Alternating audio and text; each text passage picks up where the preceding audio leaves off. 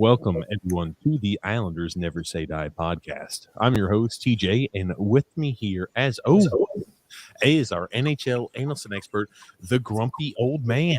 They say there's no shame in his game because he's always the same. That's me. Grumpy, how are you this Fine. evening? We're Got going myself a little haircut today. looking fresh, Grumpy, looking fresh, high and tight over there. I am tight. That's right. We're going live before this evening's game of the Islanders against the Calgary Flames, Grumpy. Coming off of yesterday's loss against the Edmonton Oilers. A lot to talk about. Last podcast, we were opining what type of lineup changes we were going to see because before the NHL All-Star break, we played horribly against the Seattle Kraken. And I mean horribly. Well, we did happen to see some actual lineup changes, grumpy old man, for our first game back off the All-Star break against the Vancouver Canucks. Yeah. But before we get too far into the show today, what should we do? What should people do? Oh, yes. If you're a new time listener, first off, welcome to the Islanders Never Say Die podcast. We invite you to stick around a while. We go live every single Wednesday and every single Saturday at 8 p.m. Eastern Standard Time. And to make sure you don't miss out on any of the action, you got to subscribe on YouTube, like on Facebook, and follow on Twitter. We also go live during games that are not on Thursdays and Sundays, as long as they're not West Coast games, right? We're not going to be up till 1, 2 o'clock in the morning on a weekday. That being said, we don't go live on Thursdays and Sundays during the games just because we have another podcast called TJ and the Grumpy Old Man. We talk all things sports on that podcast and cover big sporting events. Like, for example, Grump, we're covering the Super Bowl tomorrow, right, Grumpy? I don't know. We don't know. Oh, yeah, you just let me know and I just show up. That's the way it works. TJ dictates what happens. I just show up. Good gracious, Grumpy. But that's a pretty fair assessment, though. Yeah, I'd say so. Now, this right here is how you find TJ and the Grumpy Old Man. That is one we've covered all the big playoff games so far, NFL playoff games this cycle, and we'll be covering the tomorrow's game in all likelihood of the Super Bowl against the Los Angeles Rams against the Cincinnati Bengals, Grump. That's right. Who you picking? We already know you picked. I've got the Rams. Here's the thing. You want a little taste of it? Rams win by 13 or more, 7+ sacks on Joe Burrow. Mark it. They won't win by that much. If they win, they won't win by that much. Oh. It'll be close. It'll be close. Oh, man, Grumpy. Cincinnati has a winner at quarterback. That means a lot. Yeah, it does. Their offensive line is hideous. The Rams have Matt Stafford. Enough said. Oh man, but that's where if you want to catch more just general sports and us just shooting the shit, talking about things off the cuff, that's the podcast for you. But talking more Islanders, Grumpy, there were some lineup changes here. He did promise us there were going to be some changes, albeit we didn't know what changes were coming. But we saw some lineup changes. Cal Clutterbuck has been playing on the first freaking line, ladies and gentlemen. Do you remember we were going through the list of every single player that's received a shot over Oliver Wahlstrom to play on the first line with Matt Barzal? Well, now add somebody new to that list. Yep, add somebody new to that list, and now you can add Cal Clutterbuck having last two games where he's played on the first line right wing with Matt Barzal. I mean, when you see this lineup, and here it is, right? We beat the Vancouver Canucks handily. That being said, we went up, what was it, like 5-1 in the first period? 5-0. It was 5-0. Was it 5-0? Yeah, it was 5-0 at one point, and then it was 5-1, 5-2, 5-3, 6-3. Yes, but we were up 5-0. Yes. They started to claw their way back in, and Sorokin had to be outstanding in the beginning of the third period. Yeah, in the beginning of third period, he made a couple of really fantastic saves, and then we kind of righted the ship and then kind of rode it out. So, yes, but we were able to get the win, and it's funny, right? People looked at the line combination, and with one of our guests, we'll talk about it upcoming with Phil's Facts. People were saying they're excited. Man, this lineup changes work. This lineup changes work. This is what we needed. This is the life that the Islanders needed. And I literally said, I can't tell you how many times I said this on social media, and I'll say it here on the podcast. Ladies and gentlemen, It's not that the line combinations are fantastic, because lining up Cal Clutterbuck to play on the first line in any situation is not good. What you saw against the Vancouver Canucks was your team just got their asses kicked a week ago by an expansion team at home and were shut out. They had a week of rest, and their coach was tearing into the living shit out of them.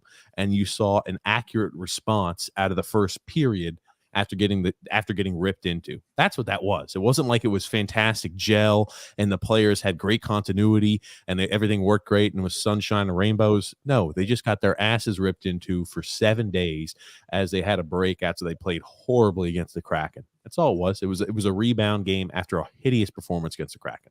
Well, here's something. I mean, I liked how we played against Edmonton last night, even though we lost. Just like I said, the first thing I said to myself is, where's this play been all year? I mean, you had to wait 40 games into the season before you jump out and start performing like you've been capable of the last couple of years. I mean, because we looked good against Edmonton. I thought we were the better team last night. Of course, the old bugaboo of us not being able to put pucks in the net certainly hurt us once again. But I thought we dominated play. I'll tell you what, though, one thing. It's a joy to watch Connor McDavid play and skate. Oh, man, he's crap. fantastic. Every time he touches the puck, it's like, all right, he's going to score or have an opportunity. He does everything at such a high speed. I mean, I'm super impressed by him. And they had 3 goals last night, Edmonton did. And McDavid assisted on all 3, but to me, it didn't seem like he had a great night. And that's how good he is as a player.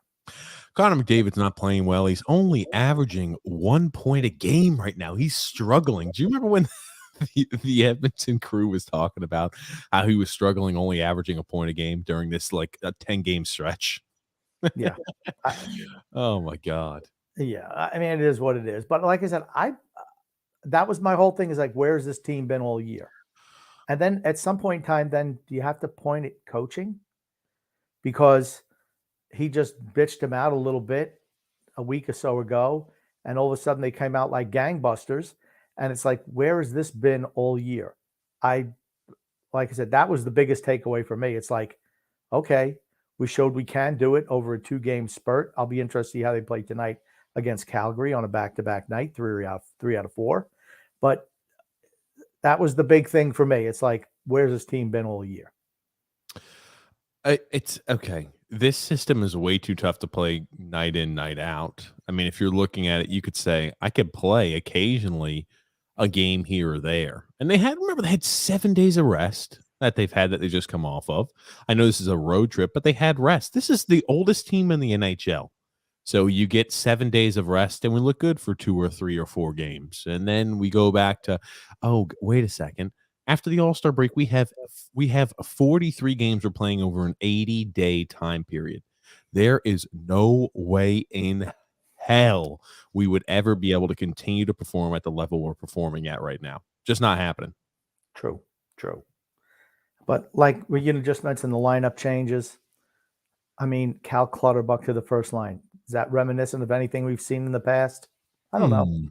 I don't know, Grumpy. I would say Cal is probably better than Leo Komarov was last year, but here it is again. Do you think that makes Matt Barzal happy? Do you think Matt Barzal says, "Oh, fantastic! I played with Leo Komarov for better half of almost more than half the season last year because of injury, and our team is struggling right now, and they put me out with a litany of different right wingers, all of which who are grinders by nature, most of which who are grinders by nature or finished playmakers, right? Zach Parise is not the Zach Parise of past, and they don't give you a guy like Oliver Wahlstrom to play alongside. And the other thing I noticed about this lineup, I like Ross Johnson. I really do. But Ross Johnston on the second line and Kiefer Bellows not playing. Well, here's the thing. Anytime Ross Johnston's in the lineup, that's good for us. Nobody messes with us. And here's the thing. I don't have a problem. I'd rather have him play left wing on the first line than Anders Lee, honestly. I mean, Ross Johnston played really well last night. He got into a fight the other day in Vancouver. He did what he's supposed to do. He needs to play every night. I've said it for years. Play him every night. He makes us a tougher team to play against. We don't need Matt Martin. There's a lot of guys who are passengers on this team. Ross Johnston comes out and gives you a full, well, however many minutes he plays, 10, 15 minutes of effort every single night he's in the lineup. You never see him floating around the ice ever. I am not opposed to playing Ross Johnson. I'm just saying you don't need two Ross Johnson-esque type players on two of your four left wing spots. Kiefer, what is the thing that this team is in desperate need of? I know we scored goals against the Vancouver Canucks. I know we had chances against the Edmonton Oilers, which is good, but our team struggles scoring the puck. And our remedy for that is by putting a guy, and I like Ross Johnson. I have been a Ross Johnson fan for more than for a long time, since the Doug Waite days, where it looked like he was the only guy that had any type of blood and guts and heart on this team when everybody looked devoid of effort. I liked Ross Johnson since then. I've been a huge supporter of his since the Doug Waite time period. That being said, you don't need to put a bottom six guy in a top six role. I mean, how many more bottom six wingers do we need to have? Again, Kiefer Bellows in an ideal scenario, he's a third. He's got the talent S type to be a top six player, but right now he's probably tweening on a third line, second line type of guy. But I just think to myself, the offensive upside is higher in a guy like Kiefer Bellows than it is on Ross Johnston. We've seen the end of Kiefer Bellows this season. I think that's pretty safe to assume. You've got Kyle Palmieri, who's out on parental leave, who now is going to be back for tonight's game against the Calgary Flames. And you've already shown the propensity to play Ross Johnson at the left wing position over Kiefer Bellows. So I think Bellows is last on that batting order. Without a doubt. He's an afterthought for Barry Trotz.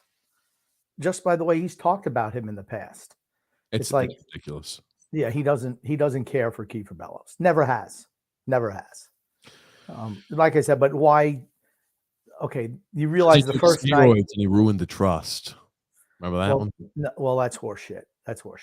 Would it shock you though if that was some bullshit that he thought? It wouldn't shock me with Barry. Then he shouldn't be coaching. Honestly, if you're going to hold something that happened 2 years ago against a young player, you're a fool. I don't think that's the case. I'll be honest with you. I don't think it has anything to do with it. He just doesn't like his game. He doesn't play enough defense. He's just not his type of player. His type of player is the Zach Parise's, Kyle Palmieri's, Casey Zizekas, Matt Martins, the guys who just skate up and down their wing and they hustle. That's it. He doesn't care about scoring. Never has. Never has. If he has that talent, okay, fine. But that's not what he's looking for in a player. He just wants solid, just he'd love, like I said, a team of third wingers, third liners. That's what he wants skating every night. Third line guys. But why did he have that lineup out there 2 straight nights? Because they won the first night. And Barry's nothing if not a creature of habit. You knew if they won the first game with that lineup, he was going to roll the same lineup out in game 2, and he did. Yeah, and that's okay. I wasn't expecting him to change anything up. And here's the thing. I didn't like the initial lineups they put out there, but Andrew Gross was like summing up Islanders Twitter tonight, right? Then this lineup sucks. Now, they should have gone with this games ago. When I saw people saying that, I'm like, holy shit, guys. No. Take a second, take a breath, put everything into perspective. Does Kyle Clutterbuck sound like a good answer for a long-term problem of a needed first line right winger? Does he sound like an answer to that? The answer should always be no. He's a career third liner. He's played third line for 15 years in the league, however long he's been in the league. Third/fourth liner. Right. That's what he is. That's his high end is third line. You know what? I like Cal Clutterbuck. I didn't mind him there for a game or two, but you're not going to be able to live with that. No. And like I said, still haven't beaten a team who's a playoff team because now Calgary is. So I'll be interested to see how we play against them. I expected to beat Vancouver. Didn't know what to think of Edmonton, honestly. They had a coaching change Friday morning or Thursday evening. They had a coaching change. So I expect them to play a little bit better. But I'm going to tell you what, ladies and gentlemen, they're terrible defensively. Just terrible. Mike Smith looked shaky as hell in that. I know he made a lot of big saves, but he was like all over the place. He was like a guy on too much Dexedrine. I don't know what that is, but I'll take your word for it, Grumpy. It's like that's what they use for people who are trying to lose weight. They give them speed So they're kind of like, real jittery. That's what he looked like Like in a net whole to bunch of me. caffeine or something like, they're all Yeah, wired. yeah. Oh man. I'll tell you this here. Christ, man. Christ. I don't know what Oliver Wahlstrom has to do to get a chance on the first line. Play for another team. It's not happening this year. If you weren't going to give him a shot on the first line when you're doing a full lineup shakeup or what Barry would consider a full lineup shakeup, it's never going to happen. You put Or a fourth liner on the first line rather than give Oliver Wahlstrom, who, is the best shooter, best pure shooter on this team, never has a shot on the first line. Confusing. well, and you look at it, he didn't even get a shot on the first line when they had all the people out with COVID. They had like what? How many forwards out with COVID? How many players out with COVID? And he still was never given a shot on the first line. It just tells you what Barry Trotz seriously thinks about Oliver Wahlstrom. I know his fans. I know that you and I also believe this, Grump. Oliver Wahlstrom is a spectacular forward. He's a guy who is our best pure goal scorer. He's a guy who's the most offensive minded player on this team. And again, albeit he's young, sure, he makes mistakes, but he throws the body around. He's a bigger guy. And you think to yourself, why is he not given a chance to play with Matt Barzal? We've seen time in and time out that Barry Trotz will never afford him the opportunity. That tells you all you need to know about what Barry Trotz thinks about Oliver Wahlstrom. And speaking on that, holy shit, ladies and gentlemen, I have groundbreaking information to share. I happen to uncover, Grumpy Old Man, some old podcasts from now three and a half years ago. I am going to be searching with a fine-tooth comb to see if we can find the fabled Anders Lee Patrick Kane discussion. So we are actually hopefully going to have an accurate depiction of what happened that Sunday evening or whatever the hell we did the podcast. Okay, it was on SoundCloud. Was when you originally said it. Yes, but we have the old SoundCloud information still from the Hockey Podcast Network. I listened to a podcast we did 3.5 years ago, our first podcast with the Hockey Podcast Network, Grumpy. And holy shit, we were talking about almost the same exact things we're talking about now. I was much more cheery of a fan too. I noticed 3.5 years ago, I had a much more positive outlook on this team as well. It's kind of a day and night difference. I don't even know. It's like I was like had not worked in the working world, and then it's like add like 50 years of a career on. It's just like that's the way I feel now. And it was weird to listen to us back then compared to us now. We had not come out and cemented anything in, but Grumpy was bringing up potential ideas and potential issues that might be occurring. The same ones we talk about now that continually happen that fans are starting to see. Grumpy Old Man was saying this might be a problem 3.5 years ago. Yep. Well, let's not surprise. I mean, I'm sure I was calling Anders Lee average Anders way back then. And he's actually worse now than he was then. That's for certain. I'm not surprised, honestly. But was my demeanor any different, or was it exactly the same? You actually seemed a little bit more docile. We both seemed a little more docile. I don't know, more than we are now. So I don't know. Maybe that's more years of working with me, Grumpy. You feel like you don't have to hold anything back. Well, no, actually, I think you're more animated now because, well, not animated. I don't know if I call it that, but more angry now because I've kind of worn you down. And now you're starting to see, because everything I always said previously, you disagreed with all the time.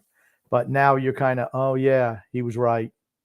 So now you've kind of morphed. I've morphed into the Grumpy. That's why we have to bring some of the happy-go-lucky people on the show to balance out, the realism, so to speak. Goodness gracious. And we should have guests lined up for the next 2 weeks. We're just working on this Wednesday, and next Wednesday we'll have Phil's Facts on for certain. Grumpy, your favorite Phil's Facts. He's so dull. His name should be Dull Phil. There was a comment made by Marty St. Louis after his first game as being the head coach of the Montreal Canadiens. Did you happen to hear this? I did not. Did he go, Sacre Bleu, we suck again? I don't know what he said. I want you to listen to this. And thank you, ladies and gentlemen, and listeners of this show. I had about 4 or 5 different people immediately send me this and say, TJ, this sounds exactly like the grumpy old man. And every single one of you were spot on because it does sound exactly like the grumpy old man. I'll let you listen to this. And now, if you think grumpy old man, there's no way he could know what he's talking about. How does Grumpy know more than a Hall of Fame caliber coach like Barry Trotz? Grumpy's just a guy who sits on his couch and talks bad about the Islanders all the time. Well, here's a Hall of Fame NHL caliber player talking now as an NHL head coach. So we'll let you listen to Marty St. Louis. Playing with a little more instinct, with ideas of how we want to be as a team. Now, there is structure inside concepts. Systems, you can say structure. When systems, you box players into only certain things they can do. And that was probably one of the things that I hated the most as a player, is play in a system where I was a great player when I was allowed to make reads, because the best players make the best reads. But if you take the reads out of the equation, those best players become average. Bingo. So hold on, bro. I want to make sure that I allow my best players to make reads. And I rather them make a bad one than not making a read at all. And sometimes in systems, there's not much reads. What do you think about Marty St. Louis essentially saying exactly what you've been saying, grumpy old man, for years and years? He said a little bit. The unbending system, the system not being able to morph to your players' abilities, does not allow them to perform at their best players, and sometimes will make some very good players look average. Well, that's why Marty St. Louis is a coach and I'm a couch guy, because he worded it better than I do. I'm just more angry. And, I use different terminology, but he's 100% right. I mean, it's the same thing I've been saying for years with the Barry Trotz system. You look at the last couple of games. What has Barry Trotz done? He's let Noah Dobson jump into play. What has it done? It's produced goals for us. You see the defenseman engaging, going behind the opposition's net, 2 of them at a time. You have to do that. Why? Because you can't be so static that you're just so easy to read, that you're just easy to defend. And I like it when Dobson is doing it. That is his strength. And I was pleased to see that, particularly against Vancouver, see Dobson do some of those things again. Yeah, and he had that nice down low. He had that nice drive down low and a pass across the middle of the ice where he was able to pod in on assist. Right, the first goal by Parise. And that's what he was doing when Barry was not coaching. So even though Lambert and Trotz run the same system, maybe Lambert didn't have the same, everyone has to stay in the system. You're able to read the play, as Marty St. Louis was saying. You're able to read the play and make a play like that. And you know what? I'm happy with it, because that's what the kid's offensive instincts tell him to do. He should be doing that. If you make a mistake every once in a while, well, that's just going to happen. But it makes your team better in the long run. Yes, and I figured that you would like that clip by Marty St. Louis, Grumpy. And thank you, everybody who sent that to us. I guess I can coach in the NHL. Well, Grumpy, maybe your ideology might stick up, but I'm going to say, as you just mentioned, Marty St. Louis said it much more tactfully and with a lot more knowledge behind his statements than sounding like a grumpy old guy on the couch. No, the knowledge was there, but I just didn't flower it up. But maybe he doesn't flower it up, when he's behind closed doors either. You don't know. That's bad news for us, because I think he'll be a much better coach than Montreal had previously, and we're playing them. I just hope they don't get on the right foot when we play them in the next week. Oh, man. Did you happen to see Austin Czarnak already making an impact for the Seattle Kraken? I did not, but it would not surprise me. Well, I'm going to let you watch this, Grumpy. This individual right here at the point, that's Austin Czarnak. I want you to watch this feed he's got for the goal. Oh, look at that cross ice. Look at that pass, Grump. Thread the needle. I don't think that's anything we can use on our team, though. No, absolutely not, Grumpy. Because usually Josh Bailey's the guy getting that pass, and he just would have passed out anyway. Wouldn't have shot it. So I don't know if that skill set translates if Josh is on the other side. Here's the thing. Austin Czarnak was never the answer to our problems. That being said, I will bring up this point one more time. It just shows you do not need to sign back bottom 6 players to 5, 4, 5, and sometimes even a 6-year contract, because there will always be a player like an Austin Zarnak who could fill the role. Now, you say he's not part of the solution. Well, I'm going to argue that he is part of the solution for the fourth line.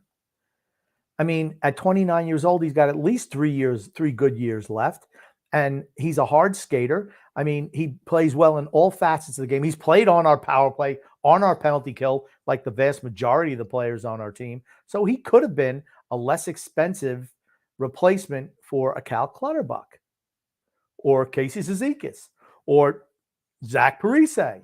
Run down the list. Well, Zach Parise is cheap, so I have no issue with him. I don't expect him to be here past the trade deadline, though. I'm talking more a year or two down the line. He potentially could have been part of the solution on the fourth line, is what I'm saying. Because he certainly did well in the amount of time that he played for us this year. Certainly did. I don't understand why Lamoriello did that. It was just dumb. Sorry, Lou. Oh, man. That's a move Fredo would make. That's a Fredo move.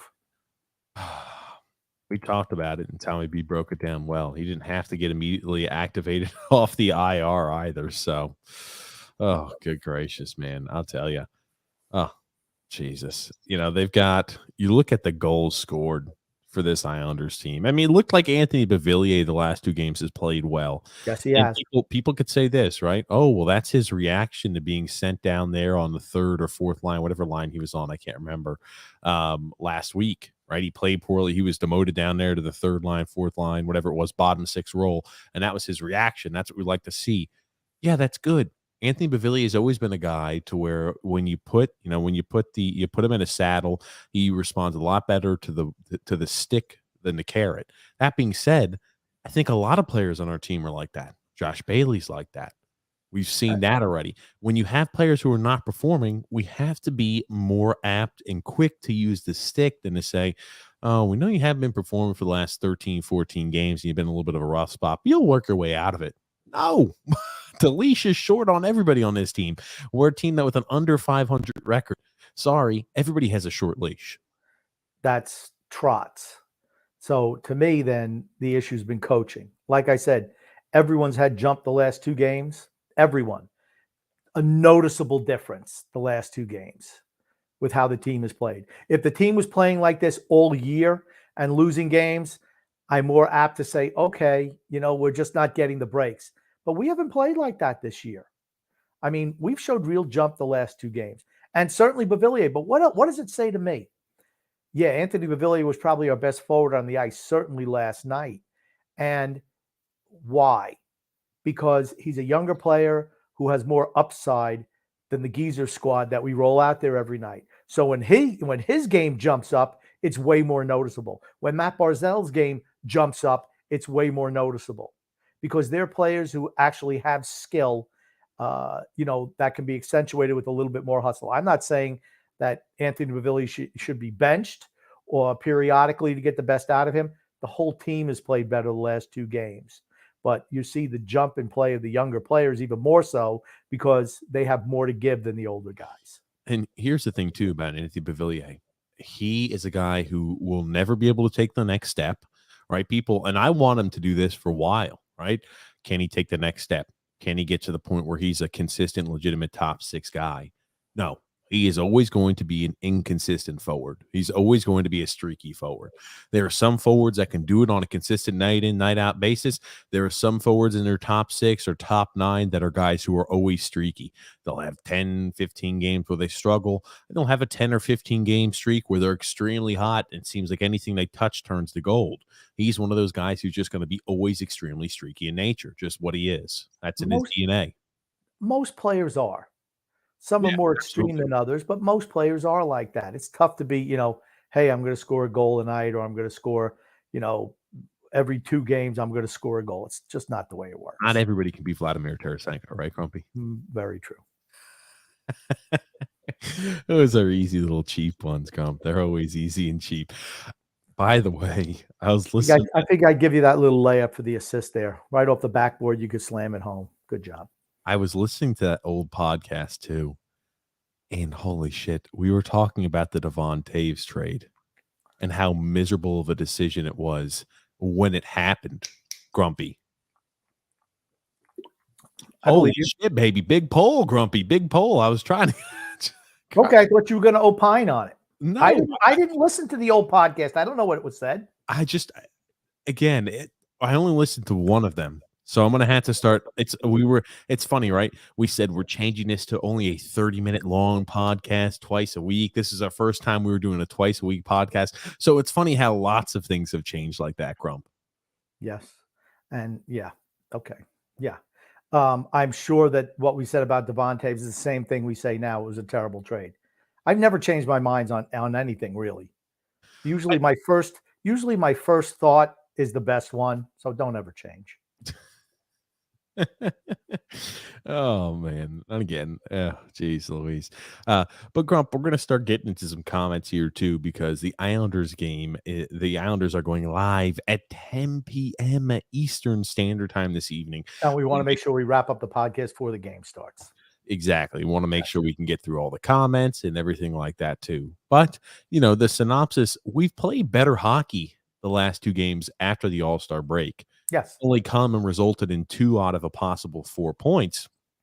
The unfortunate thing about this too is Boston is really struggling right now.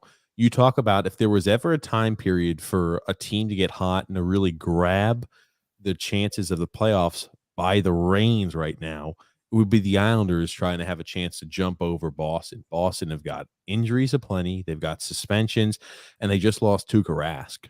The goaltending position looks like it is far from answered. I mean, Olmark isn't the answer, and Swayman's not ready yet all the way. Swayman did have a shutout today against Ottawa, though. It's Ottawa, but I've always liked Swayman. I think he's a good goalie. I've got him on my fantasy hockey league, dynasty leagues, but he's not there yet, right? He's not a guy game in and game out, season in, season out, who's posting like a 9.25 save percentage like the Tuukka Rask of the past. I'm just saying them losing Tuukka long term and him retiring, not being able to bounce back from the injury the way he wanted to. I mean, that's a blow to the Boston Bruins. There's no doubt about that, Grump. True. Like I said, but we've been a 500 hockey team all year. I don't know what makes people think we're really going to change that. We're right there with Detroit, Columbus. They're all 500 hockey teams, just like we are. I mean, on the outside of the playoffs looking, and Boston's not. They're still 600, winning percentage after today's game. I mean, I just think it's just too hard to depend on other teams all to lose in front of you. It's just really, really difficult. Yes, we have games in hand. Like before this evening's game, we have 5 games in hand right now on Boston. But we're 17 points behind them. It's like, okay, even if we win all those games, highly unlikely, we're still going to be 7 points out of a playoff spot. It's just tough to make up, just very difficult. And you ever notice how we keep pushing the goalposts? We're still talking about playoffs, even though we talked with Tommy Baffey on Wednesday night. Well, they have to come away with 6 of the 8 points. Well, we've already lost 2 of those points. We're not making playoffs. Let me be as clear as possible. I gave my original time period. We needed, I can't even remember what it was over the time period. We didn't hit the point marker we needed then. I'm just saying crazy stuff happens that you don't foresee, right? When we were talking at the time period, Boston was just getting back Tuukka Rask, right? I thought that was going to be a big plus for them because the tandem of Olmark and Swayman have been okay, but haven't been fantastic. And I'll tell you, it makes more sense now why the Boston Bruins signed Linus Olmark to that 4-year contract when they had a very, very good and apt young and upcoming goalie like Jeremy Swayman for years to come. It makes more sense why they signed, the unrestricted free agent Olmark to that 4-year contract. Originally, when they did it, I was kind of left scratching my head. I said, well, Tuukka Rask is going to be back, and what? Now you're going to have 3 really good goalies. You're going to have one fantastic one in Tuukka Rask and 2 other guys who are NHL starting calibers that are going to be backups. Didn't make sense. Yep. So now it makes sense. They probably knew ahead of time that the likelihood of him making that full-on rebound and coming back to being healthy NHL starter game in and game out was probably slim. Well, they were hedging their bets. So if he could come back, you could always put Swayman down in Providence. to get a whole bunch of games with their AHL team. But if he couldn't come back, or he re-injured himself, or something happened with Olmark, then they could have Swayman to come back up. Swayman was playing pretty well early in the year. Then when Rask was coming back and he got shuffled down to Providence, he maybe lost a little bit of confidence. But, I expect him to bounce back. Now, it will be interesting. Like I said, Boston and Washington are the only two teams we could potentially catch, but we're really, really far behind them points-wise. We're not catching Washington, and I don't think we're not catching Boston. I'm just saying, right? Boston looks like, you talk about how teams could collapse and crumble. Boston has all the makings of a team that could really go on a skid and a slide just based off of looking at what's going on. And you look at Brad Marchand making that stupid, idiotic 6-game suspension with his nonsense on the ice in between the whistles. And you're like, it just shows you, like, okay, the locker room may be in a little bit of flux. Nobody in their right mind goes ahead and does something unhinged like that on the ice if everything's good in the room. He's just a loose cannon. And you listen to the Boston people, they even say, you know what? Yeah, are we really a contender for the Stanley Cup? No, they're not. And they're like, we're not. They're being realistic about it. They're not. They've played Carolina 3 times this year. They've been outscored, I think it's 16-1 in those 3 games. Carolina's just better than they are. Can you imagine what it'd be like if we played Carolina, if we made it to the playoffs? It would be very, very similar. There were just certain teams that are just way, way better. That's why I keep on saying for the last 2 years, we're not contenders, because to me, a contender is a team that can win a Stanley Cup. We haven't been that. We're not going to be that. That's why I say, let's gear up for the future. Well, I'm just more talking about, right, they're without Patrice Bergeron, they're without Brad Marchand, and they just lost Tuukka Rask. I mean, Rask, when he came back, he wasn't what he had been in the past. That injury was still giving him issues, but you're missing 2 of your best forwards, and, Marchand and Bergeron. I know you still got Pasternak playing, but, I mean, those are 2 huge pieces, and, you're talking about, what do they call it, the perfection line. Those are 2 out of the 3 pieces of the perfection line not there. True. So, again, like I was just saying, you look at a team that has the makeup to start faltering a little bit. The Boston Bruins did, but I still think it's too far of a hill and a mountain. I won't say a hill. It's too far of a mountain for us to climb. But it's worth mentioning, right? Being interested to see how the Islanders play tonight, though. These Calgary Flames are a playoff caliber team. It is going to be on the road. Do we come out and look like we did the last 2 games, like we did against the Edmonton Oilers and the Vancouver Canucks? Or do we look slow, old, and not like we should be sharing the same ice surface as the Calgary Flames? Yeah, it'll be interesting to see. Yep. This is a game I'm interested to see. Okay, the games against, even though we lost to Seattle, Vancouver, Edmonton, they're non-playoff teams. So, I mean, we should beat them, even though we lost to 2 of the 3. But how do we look against playoff caliber teams? That should be your measuring stick, right? How are you doing against playoff caliber teams? Because that's where you want to be. Can you match up with those teams? Yeah. We haven't been able to do it all year. Maybe tonight that changes. Absolutely. Lou R saying, what's up? What's up, Lou? Frank K saying, last night, you saw this season in the nutshell. You can't finish, unable to handle speedy forechecking when pressured. I expect a 6-1 blowout loss tonight. Boston and Detroit won today. Detroit will fight all year. Detroit's one of those teams where next year I think they're guaranteed a playoff spot, and that's going to be a freaking team to watch out for in years to come. That's bad news for us as well. They're a young team, really young, who's on the come. Watch out, most. The Rangers. They've got even more young defensive prospects like Albert. They've got so many young defensive and offensive prospects that are really looking good in the level overseas in Europe. And I mean, you look at Mo Cedar's done a great job transitioning, and so was Lucas Raymond this year for them. They're a really they're a team. If you're a Red Wings fan, you've got to be excited about the future. And you have to feel that they're ahead of schedule, don't you? That's what happens when you hit Mo Cedar's one of if you go back and redraft the class, right? What did Mo Cedar go 6? He looks like he could have maybe said, I make a case for being a top 2 or the first overall pick in that year's draft. But the reason why they're way ahead of schedule is because their younger players are starting to fulfill their potential early in their careers. They're not letting them sit in the minors for 3, 4, 5 years before they bring them up. You can skate, you can play on this team. You are the future.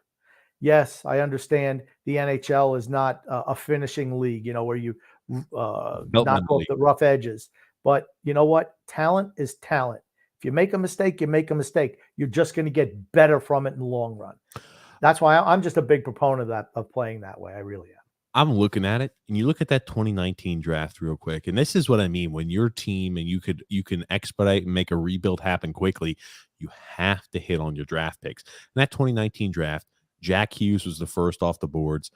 Capo Caco, Kirby Doc, Bowen Byram, Alex Turcotte, and then Mo Cedar, right? Mo Cedar and Trevor Zegras are the two best players that have come out of that draft class so far.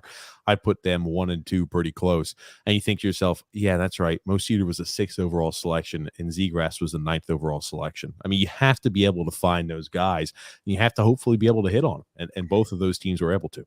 And Zegras was supposed to be like a top 3 pick, and he slid for some reason. There's always someone who slides, right? Matt Barzell slid in his draft year. Every year, I mean, Atu Ratu slid in this year's draft. You see it every year, and those guys, and that's the thing. It's like you're looking at draft, you're talking about kids who are 17, 18 years old. And it's like, okay, so they had a bad year, or they had a bad second half, or something you didn't like in their game. But if you see the talent there for years and years, and all of a sudden they have, one off year, and it's all of a sudden, okay, no, we're dropping them in the rankings. Sometimes it's not the best thing to do. Mm-hmm. Absolutely. Tony G saying, oh man, I was disappointed you guys weren't covering the game yesterday. I will take fault for that. I was out on a date with my wife. We were doing the Valentine's Day date. It was a late game too in the evening, but it was an exciting game to watch. Grumpy, by the way, I went to a restaurant. Have you ever had frog legs? No, why would I do that? Who the hell eats frogs? I had frog legs for the first time. And you know how they always say tastes like chicken? Kind of is accurate, but kind of not. Frog legs taste like a mix between chicken and cod, like the fish. What did you hit, like some high school biology lab to score those frogs? What the hell? I got them at a restaurant, and I was like, oh man, I've never had frog legs. Let me go ahead and try it. If I was rating it on a scale of 1 to 10, frog legs would probably be a 6 out of 10. Not the best thing I've ever eaten, far from the worst. Okay. All right. Now, how much are these frog legs? How much they cost for an order of frog legs? How many legs do you get? How many frogs do they have to kill to feed you? What was the deal on that? It was probably like, with tax, maybe like it was like an appetizer, maybe like 14 or 15, probably $15. Let's just round up for like a total of, dude, I was eating frog legs. It felt like for forever. Probably 8 frog legs, $15. $2 a frog leg.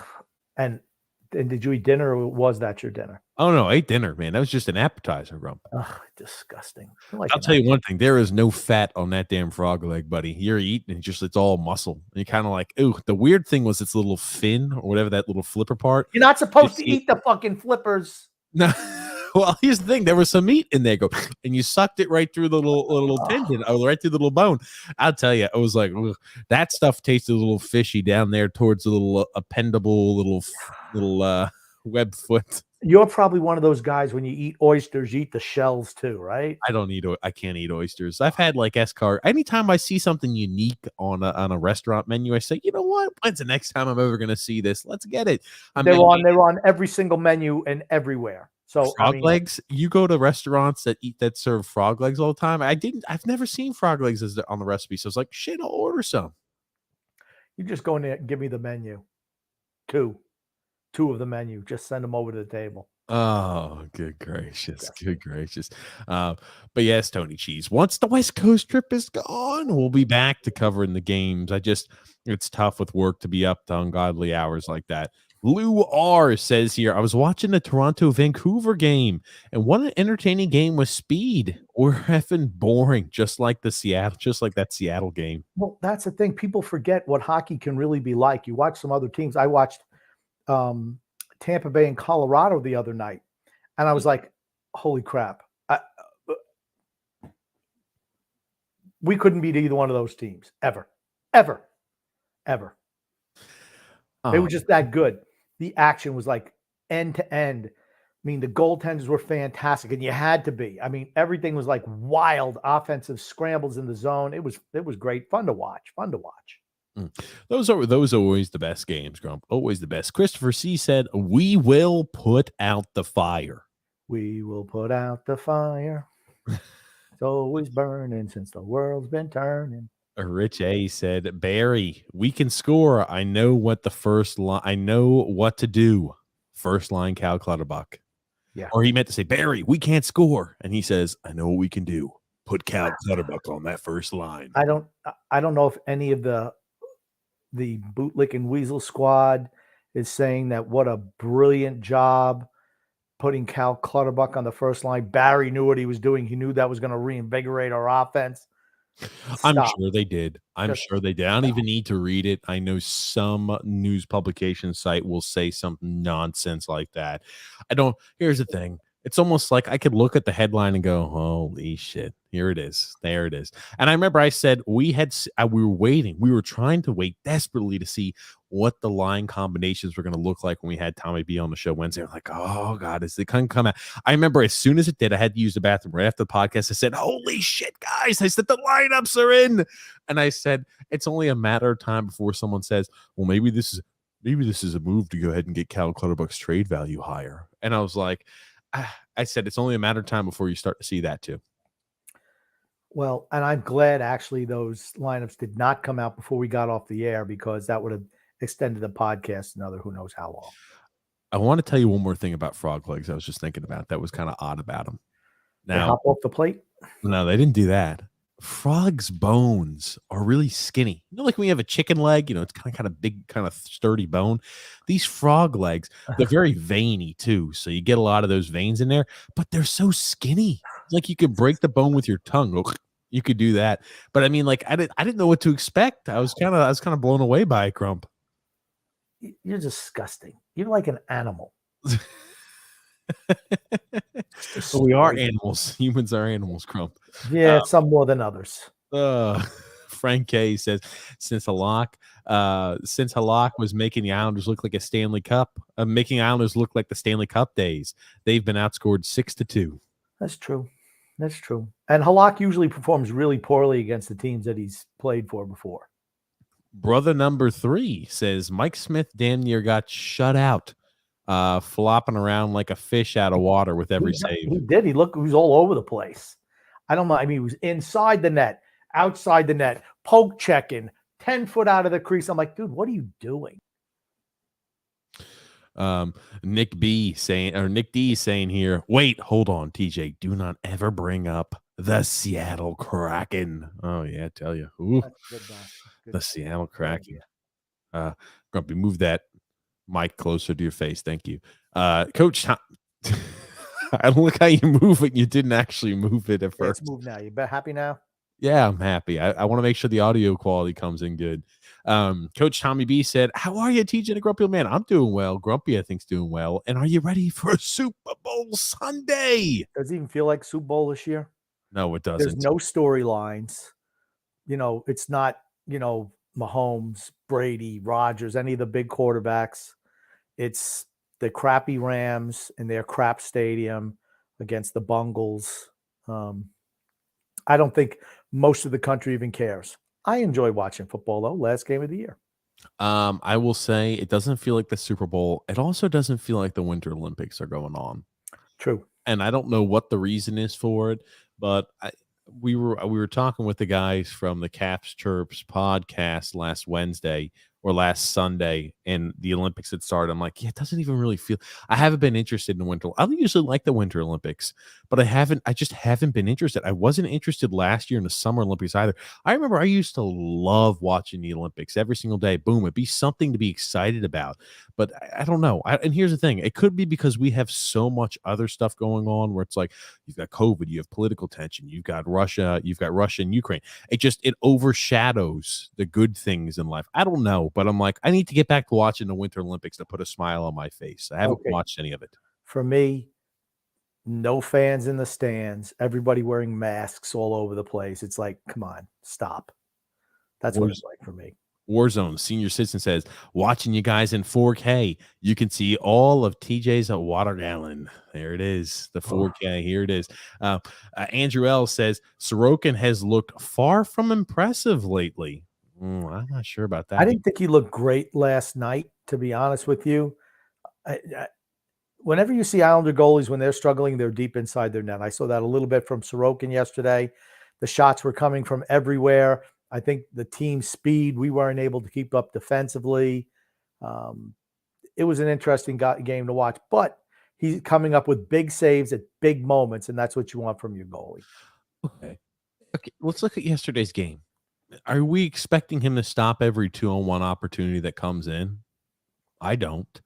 I know Butch was tearing the living shit out of him because he gave up on the power play, right? He gave up a goal to where it was a loose play. The guy makes a diving effort and just hits the puck and it goes through his 5-hole. The guy was point blank and he just throws his stick at it. You don't know what freaking type of bounce it's going to take off the puck, whether it's going to go straight ahead, bounce up in the air if it catches the blade on a funny portion. He was unimpeded in front of the net and just dove and took a whack at it. And it just happened to go through his 5-hole. I don't know what we're expecting on that. I don't think he's looked poor, but Jesus Christ. Why do I have the feeling that Varlamov is going to get run out of the arena tonight? I don't know about that. Like I said, Calgary is a high-fired, high-octane offensive type of team, Grumpy. Heavy forechecking. And they do, I know, they do play really good defensively. You know, they're 25-13-6. That's a pretty good record. They haven't even played a whole lot of home games this year. They've only played 17 home games this year out of 44 games. So they're going to have a lot of home games the rest of the way. Okay, but to answer your question, I want to go more back to stylistically. I didn't need the stat breakdown, Grumpy old man. I just felt like giving it to you. I know you did. I know you have it pulled up. You're like, hold on a second. I had it pulled up. I can go ahead and bring this up now. I had it pulled up. Why not throw it out there? Why not? Calgary has the 8th most point or goals scored a game right now, averaging 3.3 goals a game. That's trouble for us. So I said, right, they're a heavy forecheck type of team. They score a lot of goals. And you look at this, they're scoring 3.3 goals a game, only giving up 2.25 goals against a game. Yeah, they're better than we are. Well, we don't score 2.25 goals a game, so that's good news for us. You think we're going to score more goals? Oh, no, we score 2.4 goals a game, Grumpy, now. Oh, I'm sorry. My bad. Only ahead of the Montreal Canadiens, the Arizona Coyotes, and the Chicago, or we're tied with the Chicago Blackhawks. Pretty bad. Not good enough. Need to get better there. Oh, I bet you if you listen to the podcast 3 years ago, I was saying the same exact thing about that. You were saying that we need to bring in and address our lack of offensive talent. You were still saying that 3 years ago. Well, we haven't done anything in 3 years. Nick D says, TJ Grumpy, how are you guys doing tonight? Doing well, Nick D. Thanks for asking. Some change in the lineup the last 2 games. It just proves the grumpy old man right. Batty Barry is whacked. Why he doesn't bench Bailey, I have no idea.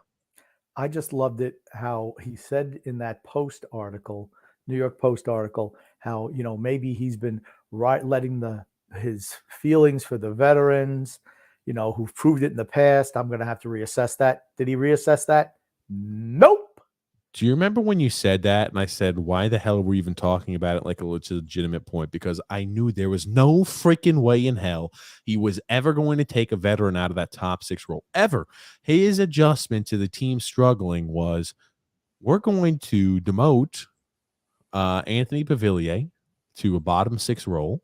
Again, he's a streaky guy. He's far from the biggest issue we've had this season.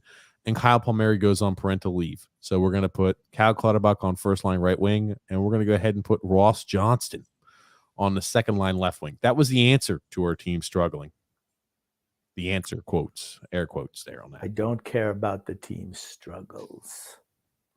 Yep, I could care less. Care less about the team struggling. I could care less. Man. Go ahead, Joe. Tell us again, Joe.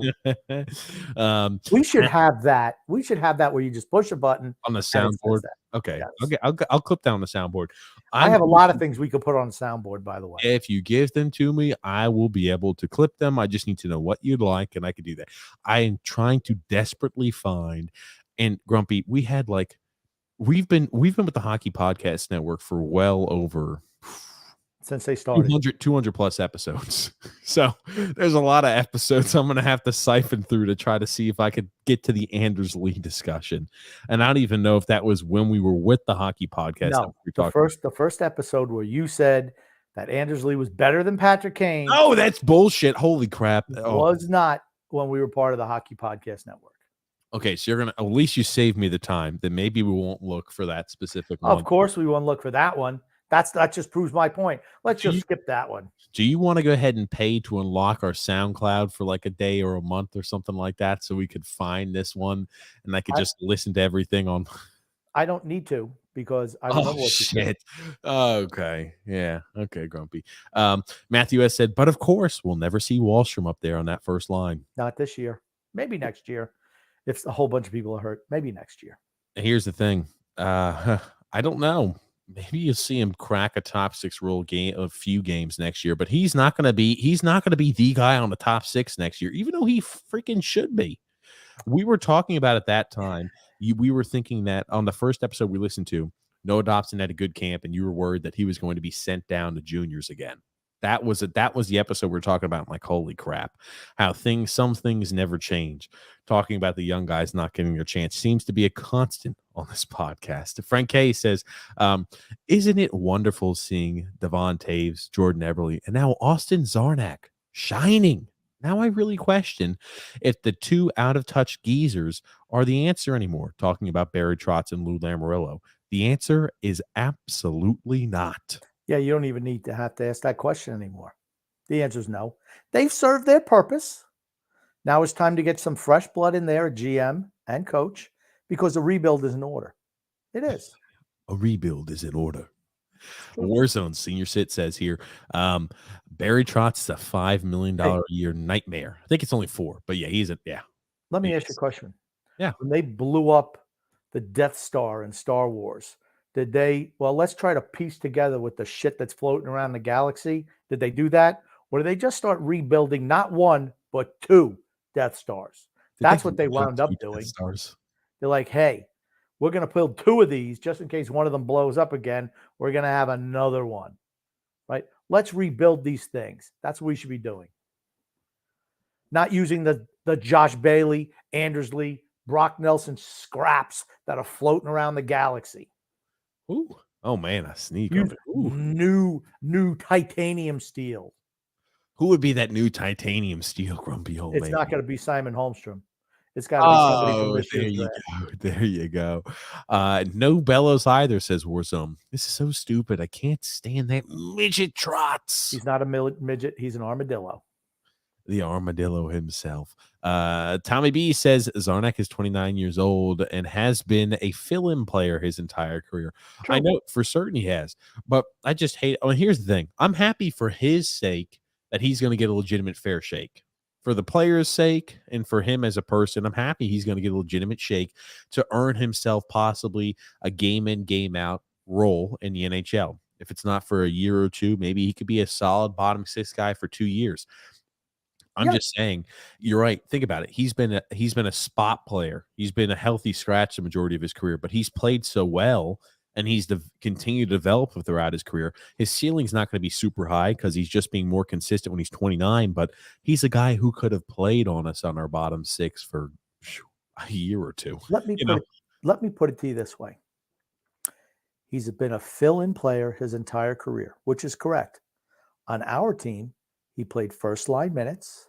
He was on the penalty kill and the power play. What does that tell you about the talent on our team where a career fill-in player somehow was able to be a first-liner for us? Komarov, Clutterbuck, Zarnak, what do they all have in common? They're all career third, fourth liners. Somehow they're the best players on our team get elevated to the first line.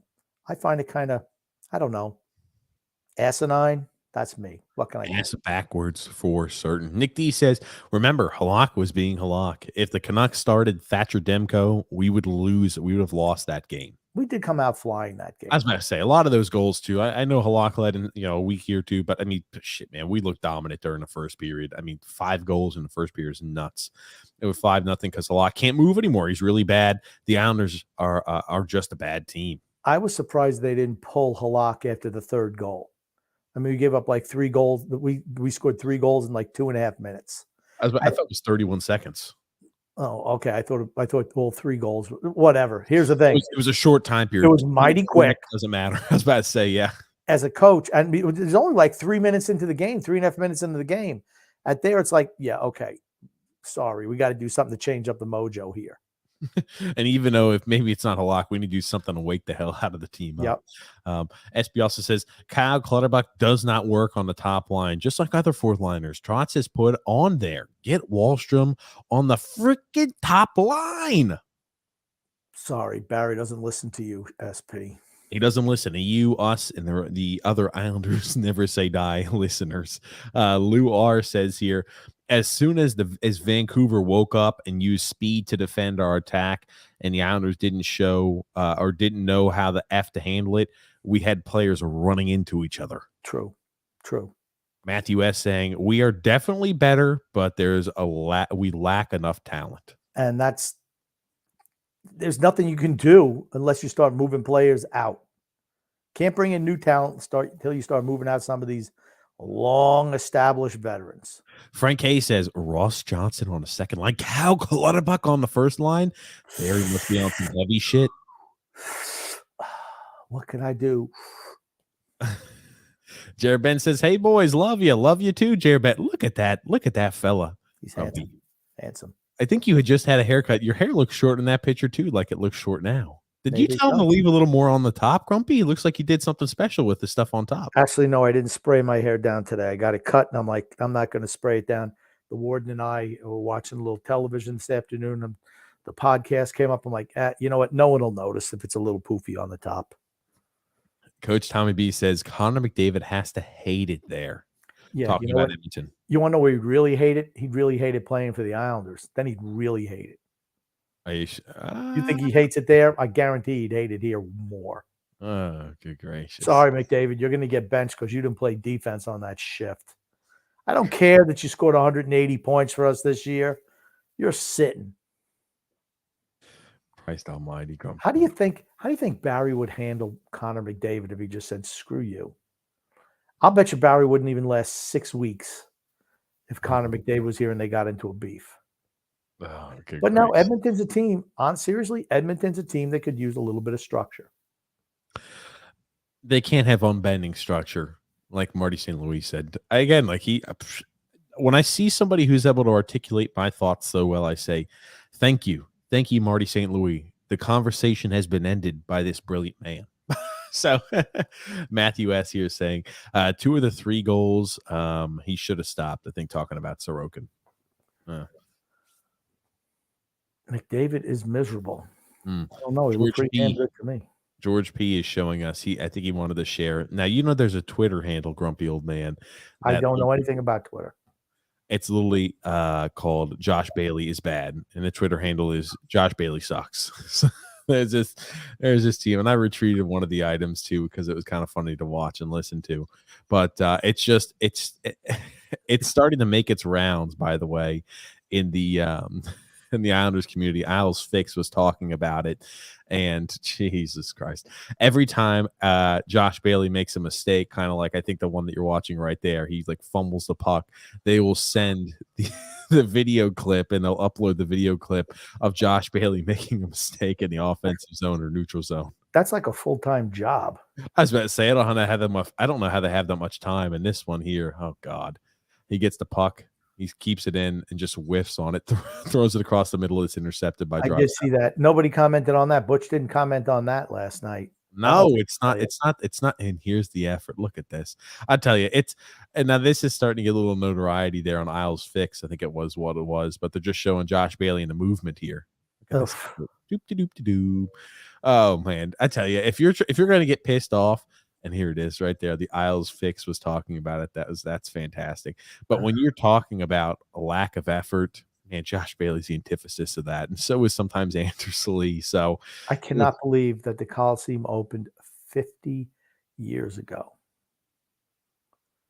50 freaking years ago. I remember the Islanders' first season. 50 years ago. Oh, are you starting to feel old, Grumpy? I see people dying, and I'm like, oh yeah, man. He's what? He's how old? They're dying. I'm like, I'm older than those people. Just Oh goodness, Grumpy. A transition though before we get back to comments. Do you know what time it is on our podcast today, Grumpy?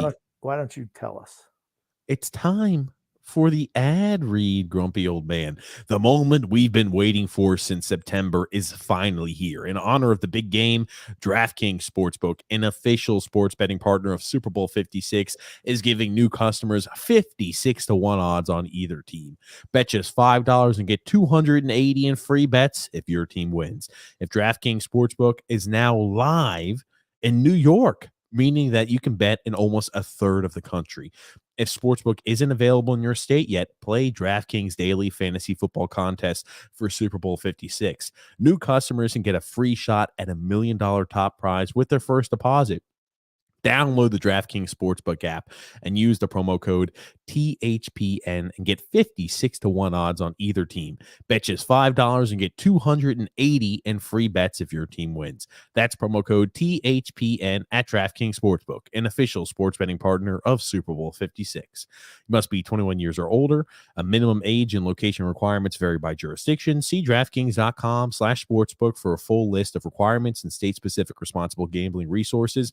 Void where prohibited. Gambling problem? Call 1-800-GAMBLER. In Tennessee, call or text TN Red Line, which is 1-800-889-9789. In Connecticut, call 888-789-7777 or visit ccpg.org/chat. In New York, call 877-8-HOPENY or text HOPENY, which is 467-369. Hopenny? Is that Hopenny? Hopenny, baby. Grumpy remembers the infamous Hopenny. Oh my God. Hey, John Smith saying if Varlamov starts tonight, he's going to get lit up. Well, I'm interested to see the game. I am. I just feel so relaxed. When I see TJ get really angry on the show, I'm like, okay. I'm not angry. I'm gonna have to scale, but he just seems so defeated, where I'm just looking forward to the future. I'm not defeated, Grumpy. I mean, it is what it is. It's what do they say? When you resist what is, that's when suffering begins. I'm no longer resisting the outcome, the impending outcome of the season. Okay. You should have listened to me before the season started. I told you it was going to happen. Oh, man. And then George B said, I sent the Islanders Never Say Die account a message with a meme you might like. Okay, I'll have to check that. Give me a second here. Frank K said, or Tom B says, Frank K was miserable after Team USA spanked China 8-0. Oh, gosh. You know what they said in China? That they were cheated out of that game against USA. No, you're kidding. I am kidding. But okay, I wasn't sure. Brian B says here, lineup is hilarious. We have 5 fourth liners in the lineup. That is true. Actually, more than that. If you actually look at what their talent dictates, more than that. A bare minimum of 5 fourth liners in the lineup. Holy! I'm going to throw Parise in there too. That makes 6. Oh, unless you don't think that Pavilion is a fourth liner, even though he did play on the fourth line. Oh my goodness gracious! I tell you something else. Frank K says, "Lost my DH Gate endorsement. Very depressing." Oh, DH Gate. They make shirts, don't they? I think so. Dimitri P says Zarnak assists for the Kraken on his first game. He was doing that for the Islanders too, but he wasn't deemed good enough to play. You know, Oliver Wahlstrom. Just kind of poked that puck in. No, everybody else did the work. It wasn't repeatable. It was created by somebody else. I just you can't be looking a gift goal in the mouth there, Barry. At least we do have 100 goals for this year, so that's pretty good. Oh, yeah. How many goals? We are on pace, seriously, for 200 goals scored this year. 100 goals in 41 games. Yikes. Think about that. That's 200 goals. Jesus, man, oh man, Grumpy. Now, George P happened to send us a little meme, Grumpy. Now, do you know what memes are? They're little things. Yeah, there you go, little things. They're like little pictures that tell a story. Oh, shit. Trotz, the young talented kids, the underperforming veterans. He's checking out that booty, Grumpy. Well, Look at he that. thinks that he should have done the picture. Well, I guess no, but he should have And been looking at. that image right there is a meme, right? Where people put names on it and Oh, different situations. And so it's not just Islanders. They'll do something like, oh, XYZ individual, and they'll look at somebody else. In reality, they'll have this on their team. So it's like it's a template they put different names on. I'd like to see the next frame where that guy turns around and he gets a smack in the chops from his lady friend there, because that's coming. That face that she has on his price, like, what the WTF?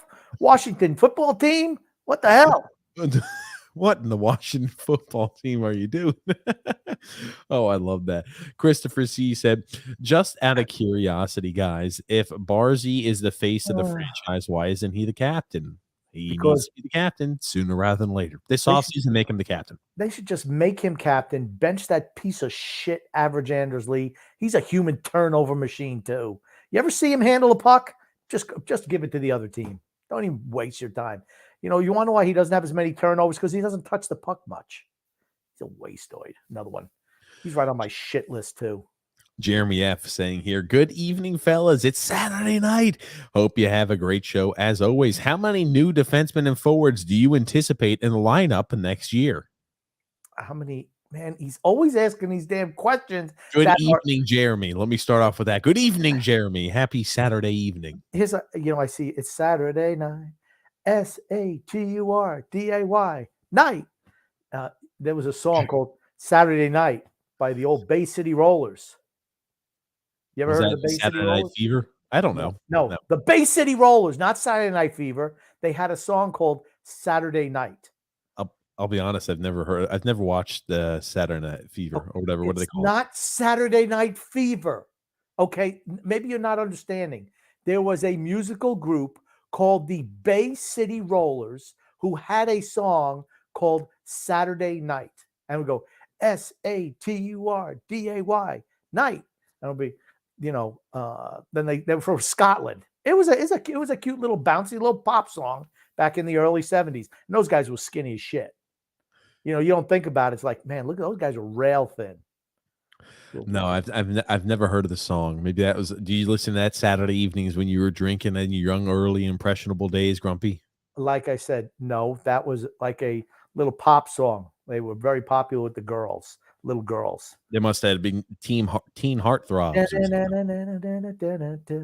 Saturday night, Saturday. You are. Thanks for bringing that up too. But we heard it. Michael T says, "Cal Clutterbuck on the first line. What in the stir-fried shit? Trotz is deranged."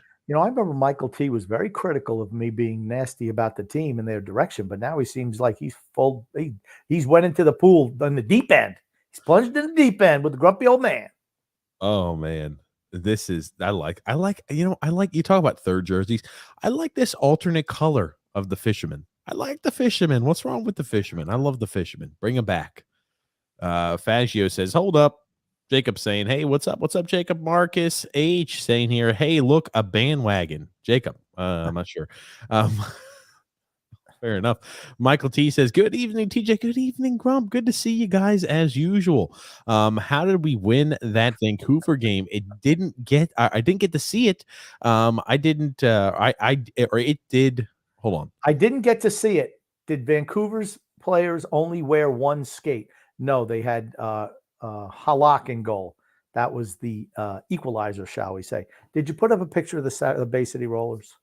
Is that what you want me to do? Is the Bay City Rollers? Yeah, I want everybody to see the Bay City Rollers. They were like a little boy band back in the day. Oh my God. What Grumpy, dude. This screams. What was this in the 80s? 70s. I told you 70s. Oh, Jesus Christ. Grumpy.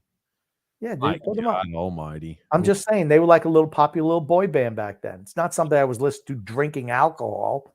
I mean, oh man, I'm trying to get a good image. Here we go. Look at these guys. My God. They're all skinny, right? With their little hairs, With their little hairs. I mean, like you could just tell the style. You could just tell the style is different. Oh yeah, man, that's them right there. This guy on the far left, you know what he looks like, Grump? Have you ever seen the movie Tropic Thunder? They look like they got moose knuckles. Have you look at this guy on the left? Have you ever seen the movie Tropic Thunder? Yes, I have. That's not. Do you remember? Hold on. Do you remember when Ben Stiller, he's like the movie actor, and I he said- plays Simple Jack? This is what he looks like when he does the impression of Simple Jack. He's like, oh, no, that hurt. This is exactly what the Simple Jack character looks like in that film of Tropic Thunder. Yeah, no, I said that's not the Ben Stiller character. If you just let me, so I can avoid you talking about it endlessly, I just could have told you that's not the Ben Stiller character. I said it right up top. You just kept on. That's what he looks like. That's what he looks like, Grumpy. Okay. Yeah. They were all from Scotland. Okay, cool. Look, their little vajayjays are really showing in the front there. So What are you talking about? look at the cut of their pants. Looks like they got moose knuckles going on. Oh, God. Why are you talking about moose knuckles on an Islander freaking podcast, Jesus? Because I saw the picture. Let's So see they if might you can do. control yourself. My God, look at how these people dress. Maybe fashion. Maybe I've just never been a part of fashion, Grump. Well, that's obvious. Why don't you wear another tank top on the show? Jesus, man, I'll tell you. I'll pop up this picture too, Grumpy. Yikes. Maybe you could do this, I guess, for any fashion, but Jesus. Whew. Yeah, they were like a popular little boy band back in the day. They had some pretty good hits. It's a girl's shirt. Yeah, Looks like a I girl's said, sweater. hence the knuckles. Oh, God. Bell bottoms, little flared out bell bottom pants. Oh, yeah, that was a style back then. Rich A saying a Wallstrom scratch is incoming. It's inbound, grumpy old man. I hope not. I'd hate to see him get benched. Michael D saying, I want to see a first line of Zach Parise, Matt Barzal, and Oliver Wallstrom. Well, how many more crests can Zach Parise hit point blank? Ugh. Oh, man. Chris S. said they played great. They just ran into a hot goalie. That was Edmonton. I thought they played much better yesterday. And what a film saying, ahoy, gentlemen. Good evening. Tommy B says Josh Hosang missed a whole wide open net last night and handed the puck away to Team USA's fourth goal. Go USA. I can't even say I've watched any of the Olympic games, so I can't tell you I watched that. Or But he's playing for Canada. Isn't Josh Hosang Canadian? he played against, he must have been playing against Team USA, Grumpy. Oh, I didn't know they played today.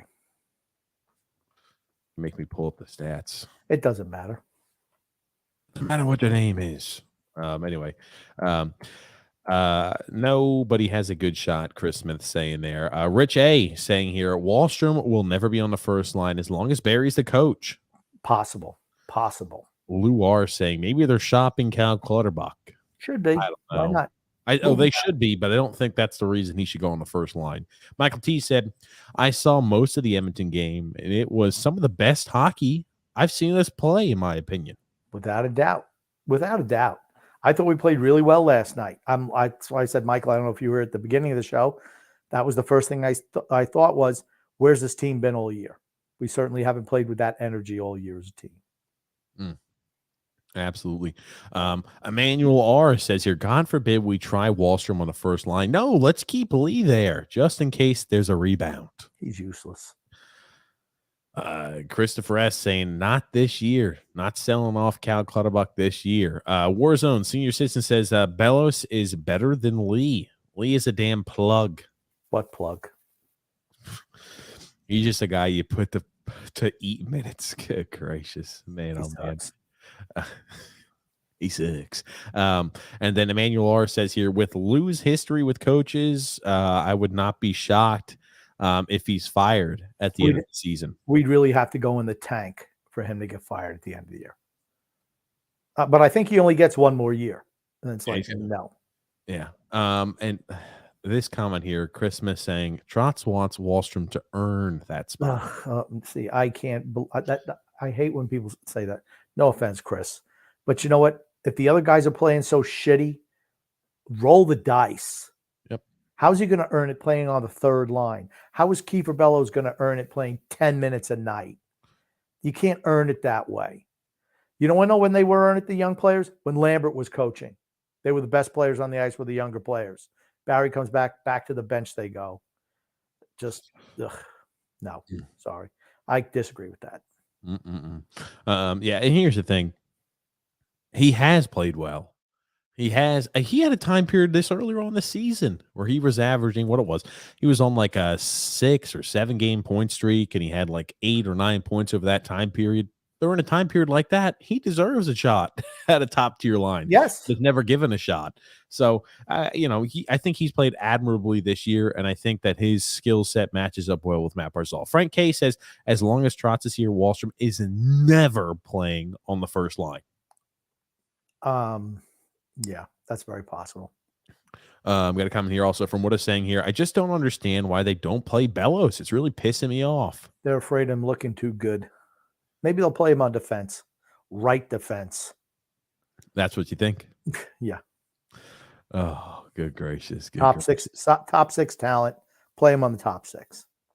It's not like anybody else on the top six is showing out. Play him up there.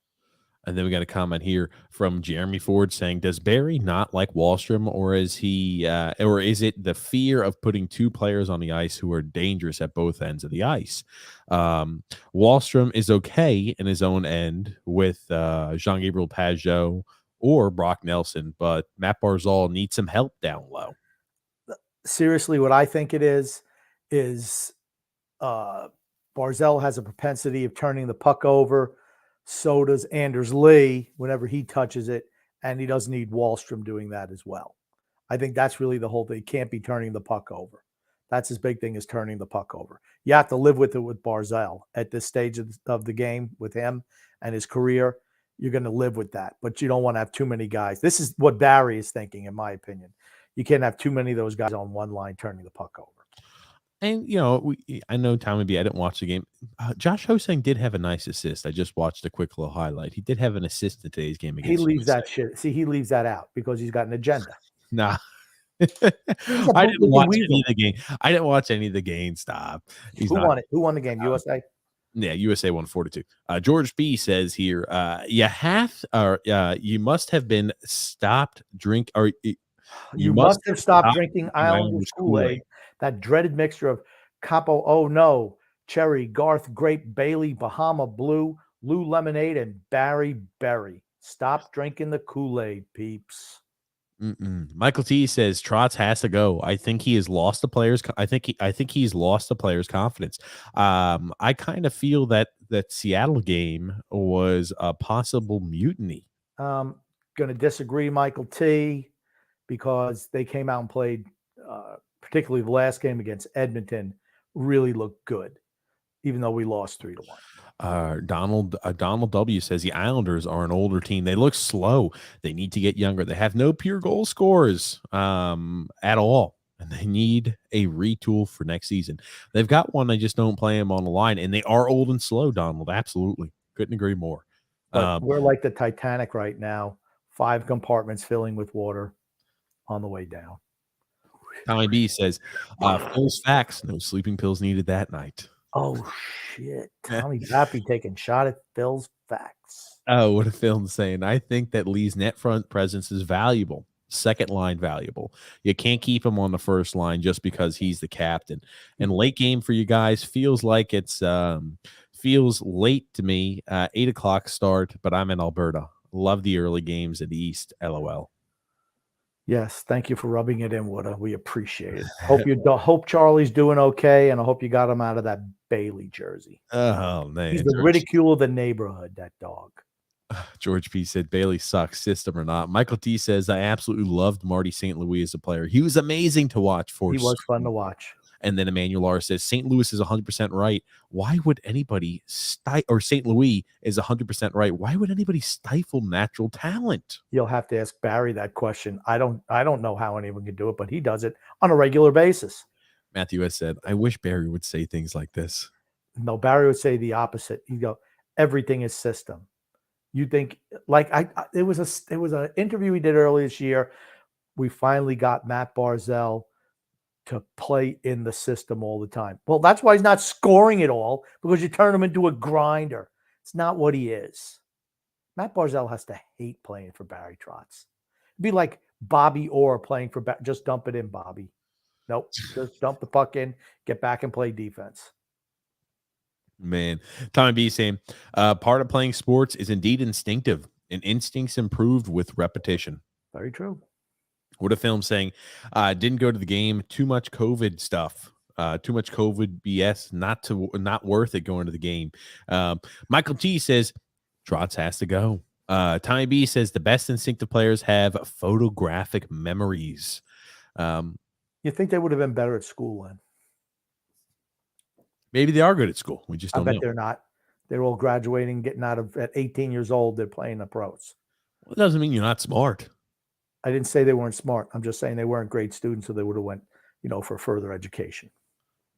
Hold on. If you had a chance to make millions of dollars and they said you have a fantastic ability to play, I'd put school on hold. I'm a big believer in education. If you get drafted in the NHL as a first round pick, you're saying not about it. And some of these NHL guys who are drafted go to college and they play for a college team. Whatever.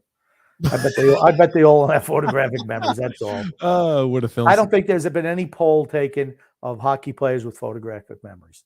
I think Tommy Baffy was just pulling out of his ass. Oh, come on. He's just opining on a thought he's got. Who cares? What a film saying here. We got a lot of comments go through. What a film saying St. Louis was a special player. Matt Barzal can turn heads like he did through his career. And then Rich A saying, I hated having to play the system as a player. This is why no offensive free agents will sign here. And Thank you very much, Rich. But that's also why we don't draft any offensive players. Look at the guys we draft. Alexander Lundkrantz, grinder. Simon Holmstrom, grinder. Just all grinders. Nobody with actual talent. Brian and Chris Smith saying about the Saranax dime a dozen for certain. Bottom six are dime a dozen. Brian B said, so what St. Louis is saying here is if he was a free agent, he's not signing with the Islanders and playing with Barry Trotz. Yep. Right, Brian. And then Michael T says here, what is Barry Trotz's contract status with the Islanders? After this year, he's got 1 year left. Lou Lamoriello has 1 year left. Bye, Barry. We hate to see you go. George P says, you have to worry about a few good players we have. Their days are numbered. I think the younger players, if there's a new coach, you can reinvigorate the younger players. I think by playing for Barry Trotz, if you have any talent, why would you want to play for him? What a film saying here. I think Trotz has to go unless he plays Bellows and Wallstrom every game. Bailey can use some time off. Alexander saying, guys, we suck. Hey, message to all the Barry lovers. How does the lineup look now? Looks great from Barry's point of view. I wonder if he changes it up tonight. He might. Maybe he'll go back. Maybe he'll go back to the same exact Ross Johnson back on the bench, Cal Clutterbuck back to the fourth line, Kyle Palmieri and Josh Bailey back to the same exact lineup we saw opening night plus Casey Cizikas. Woohoo! That's all we needed. We struggled and got absolutely steamrolled by the Seattle Kraken. Only took 2 games to get those lines back in order. I don't know if they posted the line for tonight. I will have them when they do. Not yet. Michael T says, so do we think the Islanders, Lou Lamoriello, are going to be buyers or sellers at a trade deadline? Grumpy. We can never be a buyer at today's at the deadline. Cannot do it. Sorry. Have to sell. Sell. Yes, we do need to sell. I do not disagree at all, grumpy old man. Donald W. says the NHL is going to bring back the reverse retro jerseys back for next season. And I believe the Islanders are going to bring back the fisherman jersey. It's going to sell. Believe me, people want that. I want the jersey. 100% agree. The old timers, excluding me, of course, and a couple others, but most old timers hate that jersey. But all the youngsters absolutely will snap it up. I thought it was just so short-sighted not to do it already. Just lazy marketing. George P says no puck luck. That's the Capuano special. Special. Patrick V said Trotz is a bum. Thanks for ruining the young guy. No, he's not a bum, but he definitely does show the young guys unfortunately no love. Happy to see Patrick back. Absolutely. Good evening, Patrick. Michael M saying early bedtime tonight. Yeah. I'm going to tell you what, I made a sacrifice today because to do the podcast for the people, I did not go see the Islanders farm team, the Bridgeport B Islanders, play the Charlotte Checkers this evening. And my son actually did go. So he's going to give me an update, but I definitely wanted to go see that game today. You should have let us know, Grumpy. I could have just held it down by myself. Yeah, okay. We It did would have just been need miserable. one It would viewer. have been miserable. It would have been a miserable podcast for the listeners. It would have been one viewer, and it would have been your wife. She doesn't even watch us. Okay, 0 views. Oh man. Mr. B said, how many of our guys have new babies at home? This changes focus and priorities. Talking about Kyle Palmieri. I don't think it has any bearing on how we've played this year. Hopefully it puts more fire in his pants, more aggression. Brian B says Pavilion is a third liner, period. Anthony or Alexander says Pavilion on a different team is a 30 goal scorer and a 70-point player. Maybe on Colorado. I'm about to say he's probably 60 points. I mean, Florida. like he would have one season with 60 points. He'd be probably around 50, 55 points year in and year out.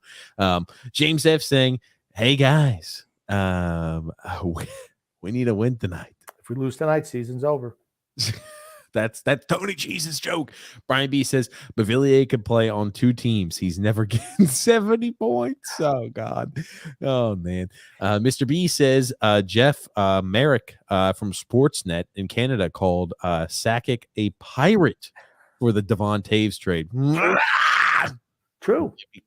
Gave him away for nothing. And what do we call Lou Lamoriello? An old senile man, a geriatric senile man giving away pieces. Like when they get that guy, the telemarketer says, hello, sir. There's actually been fraud on your credit card, and we're going to need your social security number, your date of birth, your mailing address, and your full name. Well, hold on. Let me go ahead and get that information. There it is. Please help me, sir. Please help me. That was Lou Lamoriello, the geriatric senile old man. Michael D says, Trotz has to go. We can lure in a free agent, unrestricted free agent, offensive players that fit well with Matt Barzal. They're not going to come here to play for Barry Trotz. I keep on saying that. That's why I find it laughable whenever, we're going to sign this guy in free agency, this guy. The Islanders have never signed a free agent from the outside who's been any good. Ever in their history. Ever. Grumpy says here. What a film saying, what about tomorrow, TJ? Or would you have to watch the game on your phone? LOL. I think we'll do the game tomorrow. Grumpy and I will talk about it, but at least we'll have, depending on how the night goes, I think we could do that game tomorrow, Grumpy. Why not? It's a Super Bowl. Maybe we'll do it. Maybe we won't. I don't know. We're up in the air. Hill and I will have to discuss this afterwards. Double says, hello all. What's up? Alexander saying, hey, TJ, I sent you a photo about how Barry is going to talk to the media and how he determines who plays on the line. I saw the lineups. Oh my God. And I'm not sure I saw the one with how he talks to the media. I got to see that. Give me a sec. I'll have to pull that up. I'm looking also. The lineups have not been dropped yet, but Varlamov will be playing. He is looking for his first win since January 18th. Boston won today for certain. They did. John Smith saying here, we can't even stay above 500. We're never catching Boston for certain. George P said, we don't have a snowball's chance. Absolutely. And if we beat Calgary tonight, I'll eat the spare tire in the trunk of my car. Getting some salt out. He's gonna need one of those TJ jugs to wash that down. I couldn't imagine that being good.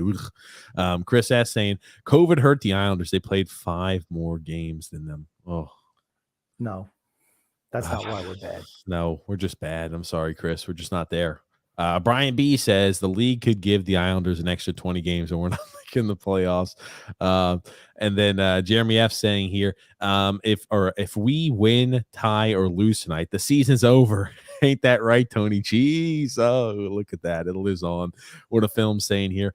I disagree on Smith's play, Grumpy. He was solid. Great game, but 0 points for style. True. He was all over the place. Chris Smith saying here, I don't know about that, talking about if we play an extra 20 games. Christopher C saying, TJ, come on, don't be negative. There were teams that made comebacks in the season and made the playoffs. Whether you like it or not, teams choke. That's for certain they do. You don't. Whether you like it or not, teams choke. You don't know what lies ahead. Yeah, that's true. But I'm not going to bet my house on it. That's all I'm saying. The only team I could see choking is possibly Boston, but I don't know. Yeah, they're gonna have to choke, and they're gonna have to choke hard. Right now, they're without Bergeron and Marchand. You had to do it right into the mic, right, Grumpy? That's why I did it. Jeff E says this year is like when Grandpa is dying in the rest home, and you won't admit that he's dying, and you're holding out hope that he lives. Ooh. Yeah, that's an accurate depiction, Jeff. Jeff is really he brought the podcast down with that comment. I was about to say that's not a cheery one to think about. I hope your grandpa's okay, Jeff. I do. I was about to say everybody's had those before. What a film saying Varlamov will be traded if they have any chance at the playoffs, or will not be. Probably is what he said. There are a few teams that need goaltending. Goodbye, Varlamov.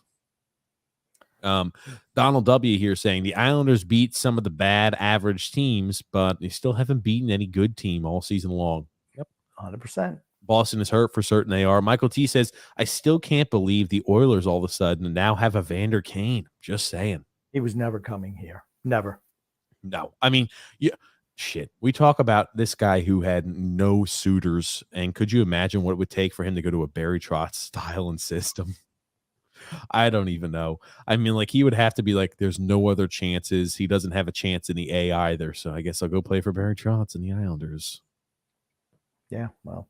Not happening. Not happening.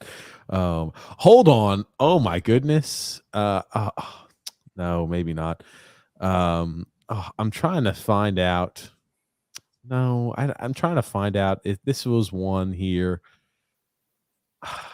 I don't know, Alexander. I'll have to look at these later. I'm sorry. I've got too much going on right now. Amirat B says here, the Islanders are just awful. Pure embarrassment of a team. They play better as of recent, which is good. Yeah. Chris last night they played well. A lot can change in a month. For certain it can. True. What a film saying here. We're in a must-win every game situation. 2-1, and the West is good. Must win tonight for sure. Yeah. I'd bet if I was a betting man, I'd bet that Calgary's going to beat us tonight. I was about to say, think about it. Calgary's a fast, up-tempo team. Calgary hasn't played since Thursday. So they're fully rested. They're fully rested, right? They had Friday off. We're coming off a back-to-back away against a style that gives us trouble, which is a style that's fast, a style with heavy forecheck, and a style with offensive talent. Those systems and those teams, I won't say systems, those teams give us trouble. And now you're adding a back-to-back situation on top of it. I'm afraid it's going to magnify the outcome tonight. I hope it doesn't. I hope we have the same energy we came out with the last two nights or the last two games we played since the All-Star break. Michael T says, I still need therapy after that Kraken game. Yeah. Christopher C saying here, Detroit is rebuilding. Ty B said Stevie Y knows how to build a team. I tell you, he is fantastic. Fantastic. Yep. Michael M says Mo Cedar. No, it's Mo Cider. No, it's Mo Cedar. Mo Cedar. I think it says how you pronounce it. I don't know. I talked with some guy from Finland who, I don't know, overseas. Mo Cedar, cider. I don't know. Somebody.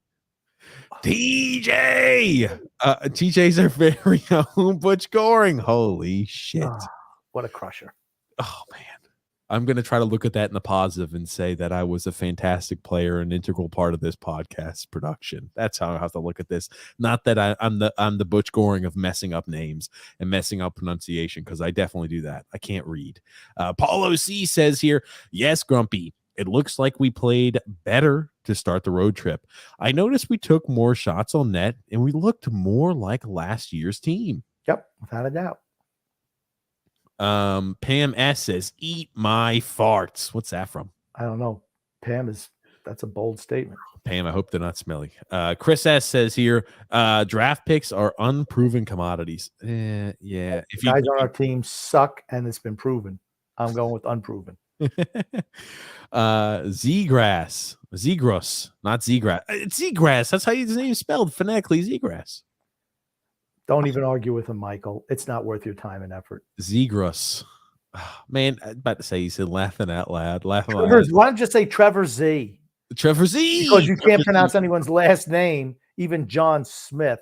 So you just go John S. Just go with that. People who are asking me about how I say Barzal. It's like it's Barzal, or I have like Matt Barzal. I don't know. Barzal. They don't like how I say all. Like I've got two L's on here. It's Matt Barzal. I'm like, holy shit, come on. TJ, I have to get you in a pronunciation Excel sheet. I was about to say, it probably still wouldn't help me. I need to hear it. You know, like when I do videos, like, how do you pronounce this name? It's like a short little 5-second clip. What are you doing? What are you going for, Grumpy? I'm nothing. I'm exasperated by your performance tonight. Jeremy F saying, who would you rather, Evan Bouchard or Noah Dobson at Noah this point Dobson. into their careers? Noah I think Dobson. Noah has been developed and surrounded with good vets like Andy Green last year to help him progress. I just think he's a better player than Bouchard.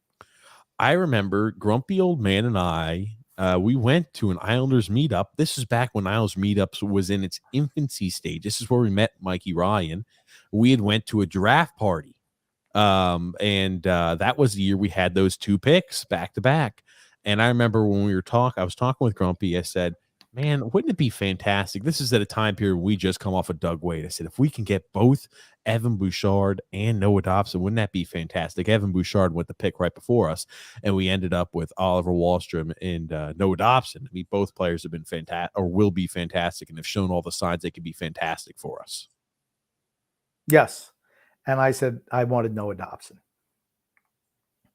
Man, oh man, you look at that old draft, Grumpy Old Man. Good gracious. Whew. I tell you, something else. I would take Noah Dobson over Evan Bouchard. What a film saying, what do you guys think the Leafs' chance is? Not much. They'll lose. All. They won't be one of the really good teams. Think about that. I don't consider them a Stanley Cup contender either. I don't care where they are in the standings. They're not going to beat Florida, Tampa, Carolina. They're just not going to beat those teams when it matters. Grumpy Old Man. And moving right along there. It's French, I think, there. Frog legs are amazing, says Frank K. Oh, yeah. I tell you, they were okay. Not the best, not the worst. What a film saying here. What frog legs? I'm proud of you, TJ. I'm putting that on my bucket list. Guy's eating freaking squid right off the ice in Detroit. I've had octopus. I've had squid. They're pretty good. Anytime I see something interesting, I said, let me get it. Michael T said I had frog legs in Mexico. They're pretty good. I don't know. They were okay. I just didn't like how the little flipper part would just like bend. Imagine like a chicken leg, except you had like the appendages and just kind of like squished like this, and you had this little tiny nub. We understand. You've already gone through the anatomy of the chicken leg, of the frog leg. What's wrong, Grumpy? It's disgusting. Frank K saying they're great. Jeff E saying, I wonder if mayo would go on frog legs as a good dipping sauce. Oh man. Fascio says, hold up, this isn't a rerun of an episode. No, Fascio, this is live. No, he says, oh wait, it is. No, it's live for Fascio. Alexander says, TJ Grump, G calamari. I've had calamari, it's pretty good. No. And then Alexander says, guys, tomorrow will be the 1 year since my sister-in-law passed. I'm sorry for your loss. I'm trying to make my wife happy, but not succeeding. Just spending time. I was about to say, it's not one that she's, Well, tell her that we're thinking about her. That's not going to make her happy either, of course. But you can tell her that we're thinking about her. Absolutely. Christopher says, Grumpy, do you hate the flippers on frog legs? Is that why you don't like frog legs? I don't like frog legs because I don't eat that shit. What a film saying Cal Clutterbuck is a good forechecker. First line, the first line doesn't have one. It's not Anders Lee. That's true. Islanders. I knew the frog legs were going to bogart this conversation. I wasn't looking at the comments this far down, but I'm happy the frog legs popped up all over the place. Time B says Islanders will have frog leg nights after they are officially eliminated from the playoffs.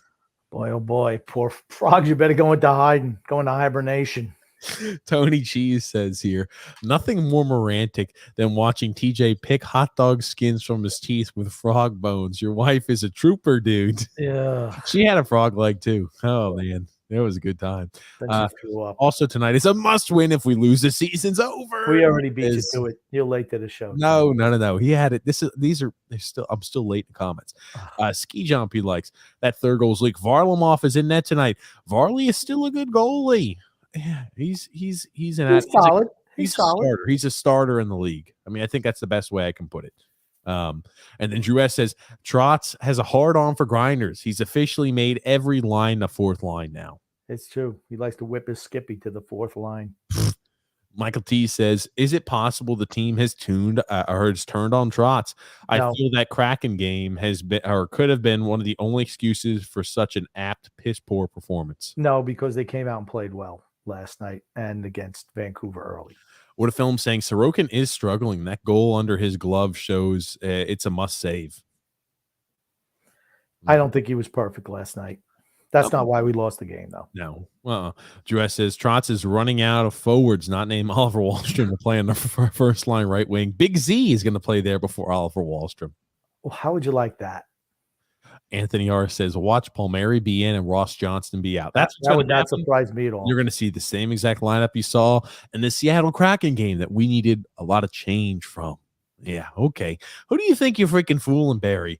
When he came out and said that, I came and said to you, Grumpy, I'm like, who gives a shit? It's just all bullshit. I can't listen to what he said because it's just there's no actual intent behind it. It's just words to be in the sake of words and to kind of go ahead and show that, hey, fans, we want you to be still attending these games. We're trying hard. We're doing everything. We're leaving no stone unturned. Who do you think you're freaking fooling? Shooters Puck Hockey says, did you see that Marty St. Louis? Yep. Yes, we did. And as we obviously know, Barry Trotz is a system guy. Yeah, Shooters Puck. We liked it. What a film saying here. And that shitty last goal. Sorokin is struggling, period. If it ever mattered, I'm a goalie and I focus on him. We have a goaltender slump. Grumpy. Yeah. I mean, I'm not disagreeing. I don't think he played well last night. That being said, it's not why we lost. I don't disagree. Anthony R says Kyle Clutterbuck on the first line with Barzal is just mind-boggling for certain. I know Sorokin isn't a problem, but damn, he's looking shaky last 4 or 5 games. I think it's ever since Barry went to the 1-game split, 1 on, 1 off, 1 on, 1 off. Goaltenders like consistency and regularity. He needs to play more often. You get into a groove. He doesn't give him a chance to get into a groove, period. So I'm blaming Barry for that too. Well, here we go. Tonight, Andrew Gross just said Islanders use the same lineup as the last 2 nights. So same exact lines, same lineup, except Varlamov and net for Sorokin, and Ross Johnson's going to stay and Kyle Palmieri stays out. I just wonder how it's automatically assumed that Ross Johnson is the guy who would be kicked out of the lineup. Because we all know. We all know that's the case, Grumpy. It's just how it always is. Okay. And then Time B saying, I'm not ready to truly talk next year till after the trade deadline. I'm ready. Well, James F saying, watching Draft Day. It's a good movie. I've never actually watched it all the way through, but I've heard it's a good movie. It was okay. Kevin Costner, GM Browns. What a film saying Sorokin may have some bad games, and we have seen a few. This team needs to bounce back, and the goalies will follow suit. Donald W. says, the Islanders are old and a slow team. They can't score because they don't have a pure goal scorer for next season. They never improve. They need to retool this season. Anthony R. says, Casey looks like him and Pavilion have found good chemistry. I wonder if Casey has more of a skilled player on his wing with him. With Jump, that 4th line can be infused again. No.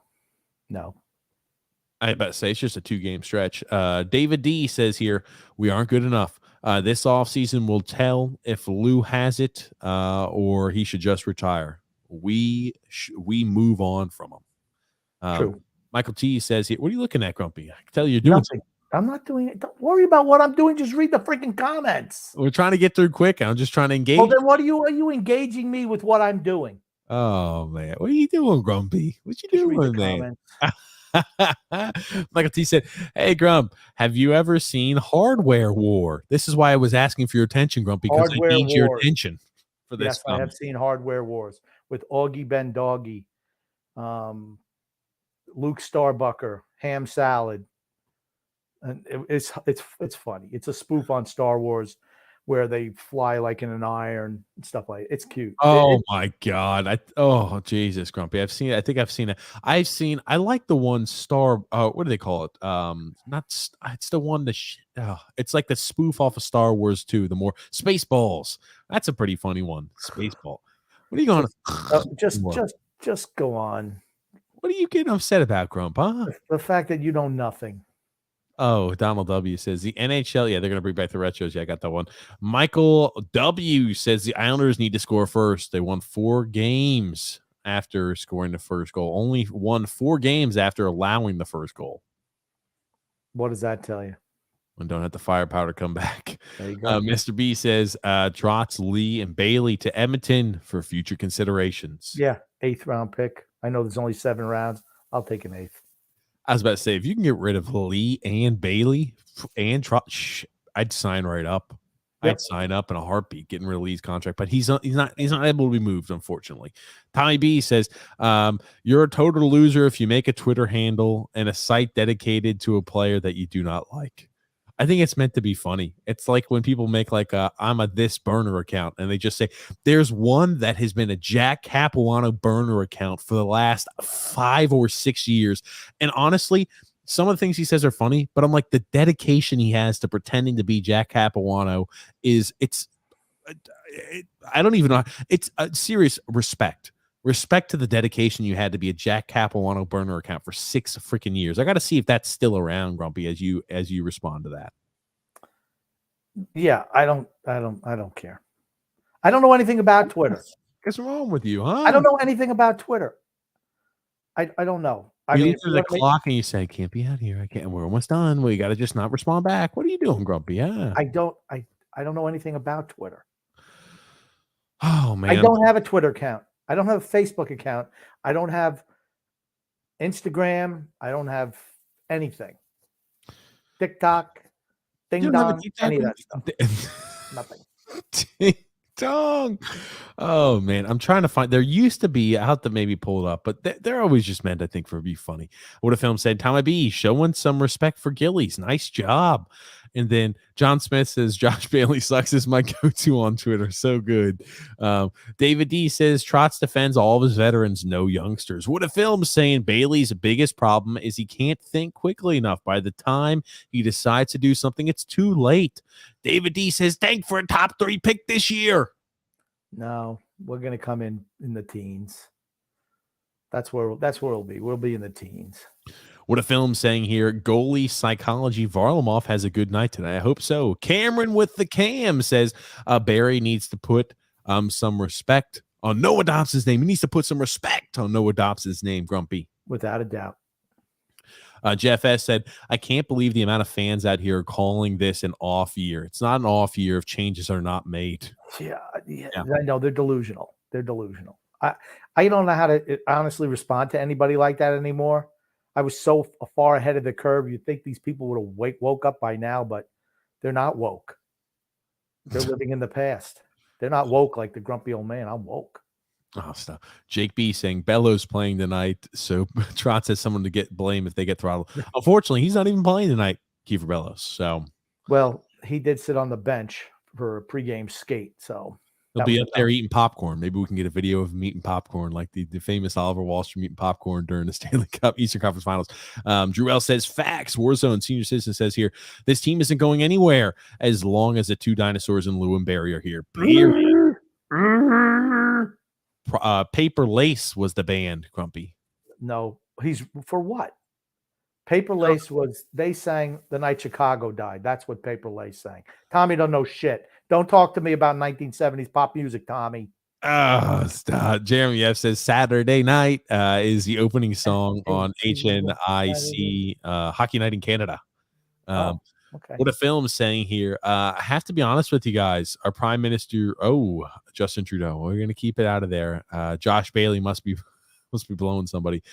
Is the illegitimate son of Fidel Castro? I don't know. He's not very popular in Canada. Right I was about to say, you go on the list of popular individuals. He's not very popular at the moment in Canada. I would agree. Christopher C said, dude, TJ, what's wrong with the fisherman? I love it. It doesn't. What's wrong with the fisherman? He's telling me it doesn't represent the island. The lighthouse, on the other hand, does. Grumpy would agree with me 100%. I just like it because it's cool. I think the fisherman does represent Long Island. Because I mean, I lived right on the water on the south side, and I remember the clam boats going in and out, and that's a lot of guys look like that.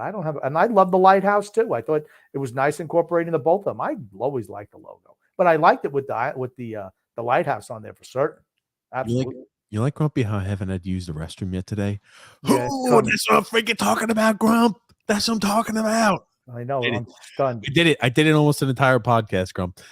Drew L says, we were originally going to prank my best friend tonight by telling him, that he plans on going to a drag queen in Miami, but he plans on going to. Went well.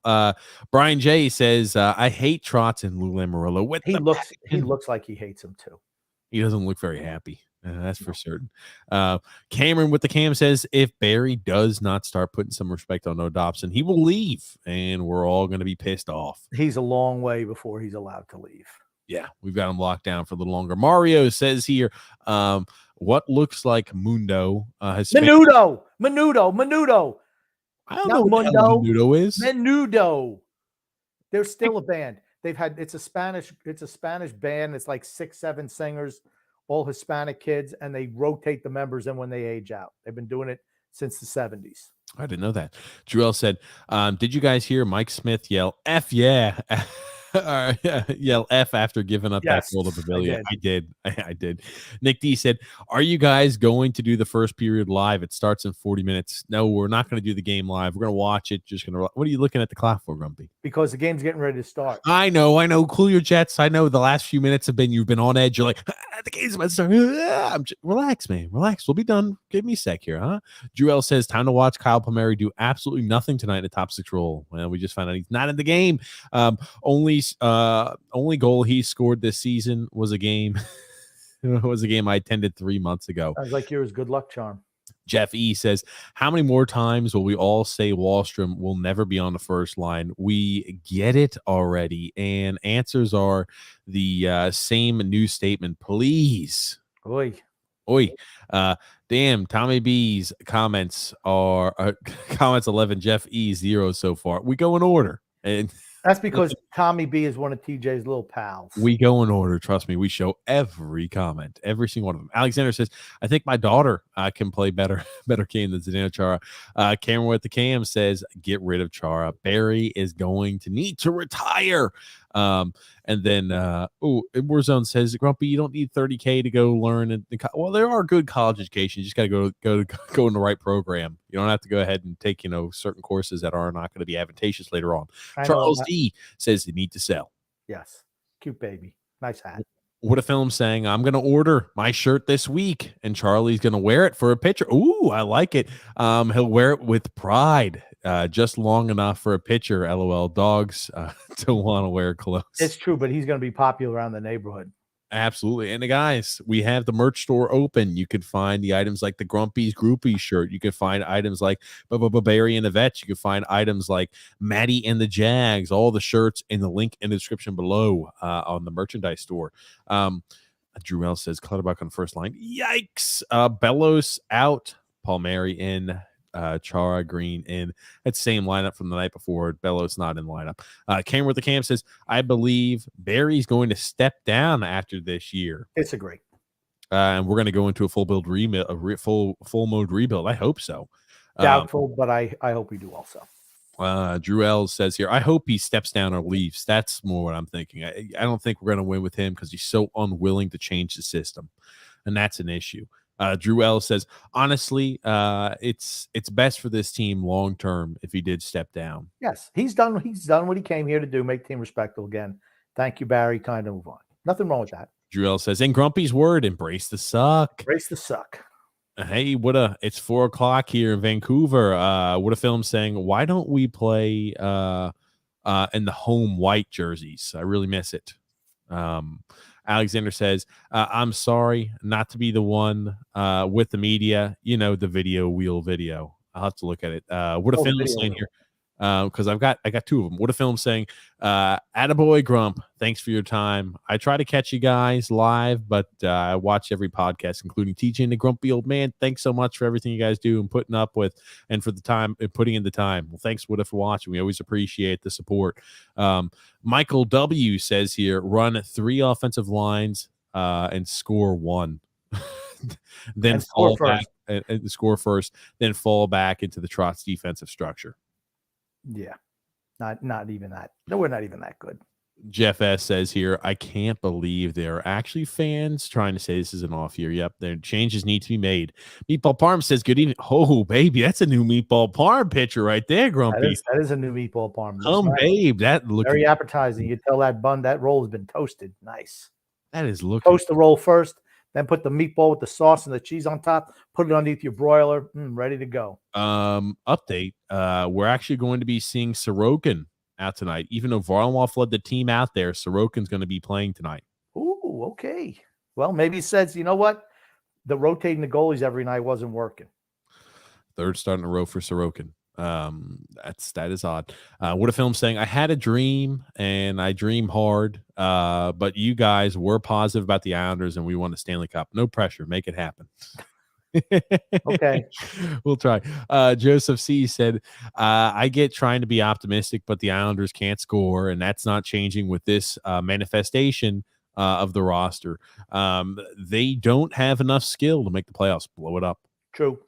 Alexander says, what do you think 3 first-round picks, Matt Barzal, and 2 second-round picks for Connor McDavid? What do you think about that? Well, we don't no. That's not going to help our rebuild. No, it would not. We have nothing in the system. Jeremy Ford saying, good night, fellas. Enjoy the game. We for certain will. Paul O.C. says, TJ, ladies' legs are the best. Oh, God. And it's Valentine's Day on Monday. Oh, goodness gracious. John Smith says, lineups needs to be Lee, Barzal, Clutterbuck. Oh, these are the lineups. Johnston, Nelson, Bailey, Parise, Pajot, Wallstrom, Martin, Cizikas, Bavillier still in the fourth line.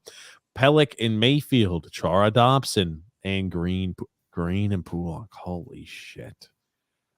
Jeffy says frog leg night at UBS while wearing there you go. Look at that jerseys. There you go. I'd be down. Alexander says Josh Bailey must eat frog legs before every game. That's why he sucks. Alexander saying it was a good move, but we know it's not real when the Browns fans are chanting Super Bowl. Michael T says, hey Grump, Corvette or Mustang? Corvettes were cooler, but man, Mustangs were pretty nice, weren't they? There it is. Mustang it is. John M saying, good evening, gentlemen. Good evening, John. How are you? Mr. B says, Hosang looked good last night. I didn't watch, so I just know he had an assist. I'll have to watch the game or recap. Cameron with the cam says, Barry and Lou look like 2 old men in the Muppets. That's true. Oh, my God. Nick D said, almost game time, men. Just do it live. What's the matter with you guys? It's late. That's why we're not going to do it live. I mean, we'll be going live until Grumpy's 1 o'clock. And if we're going to do a game tomorrow, we got to make sure Grumpy's well rested. We got to give Grumpy some break time. Drew S says here, the Bay City Rollers prominent in Mike Myers.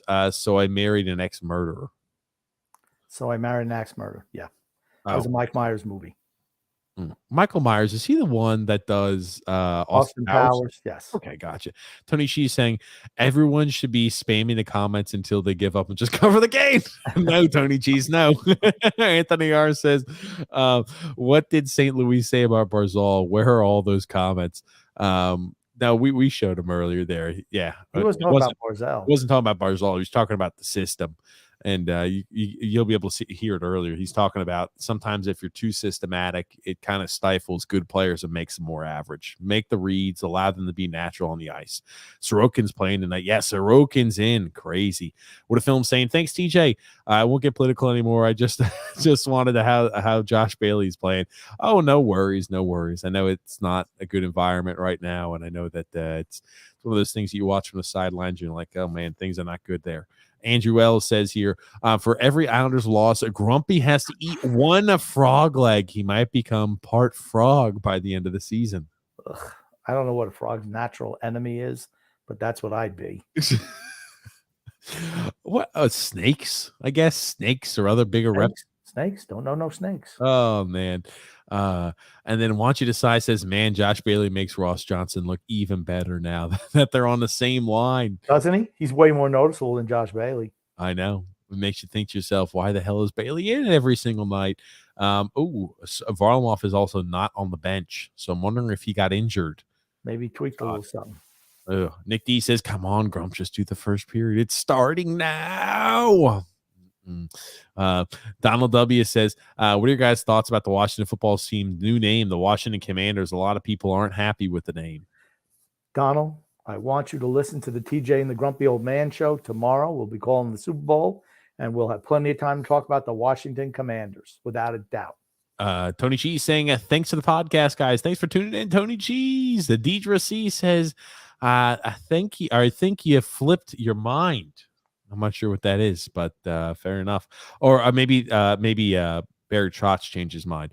Once you decide, said, or I would say Ross makes Bailey look even worse. Yeah, that's There you go. probably It's it. even more of the case. That means that Varlamov got hurt. I think so I think too. he's right.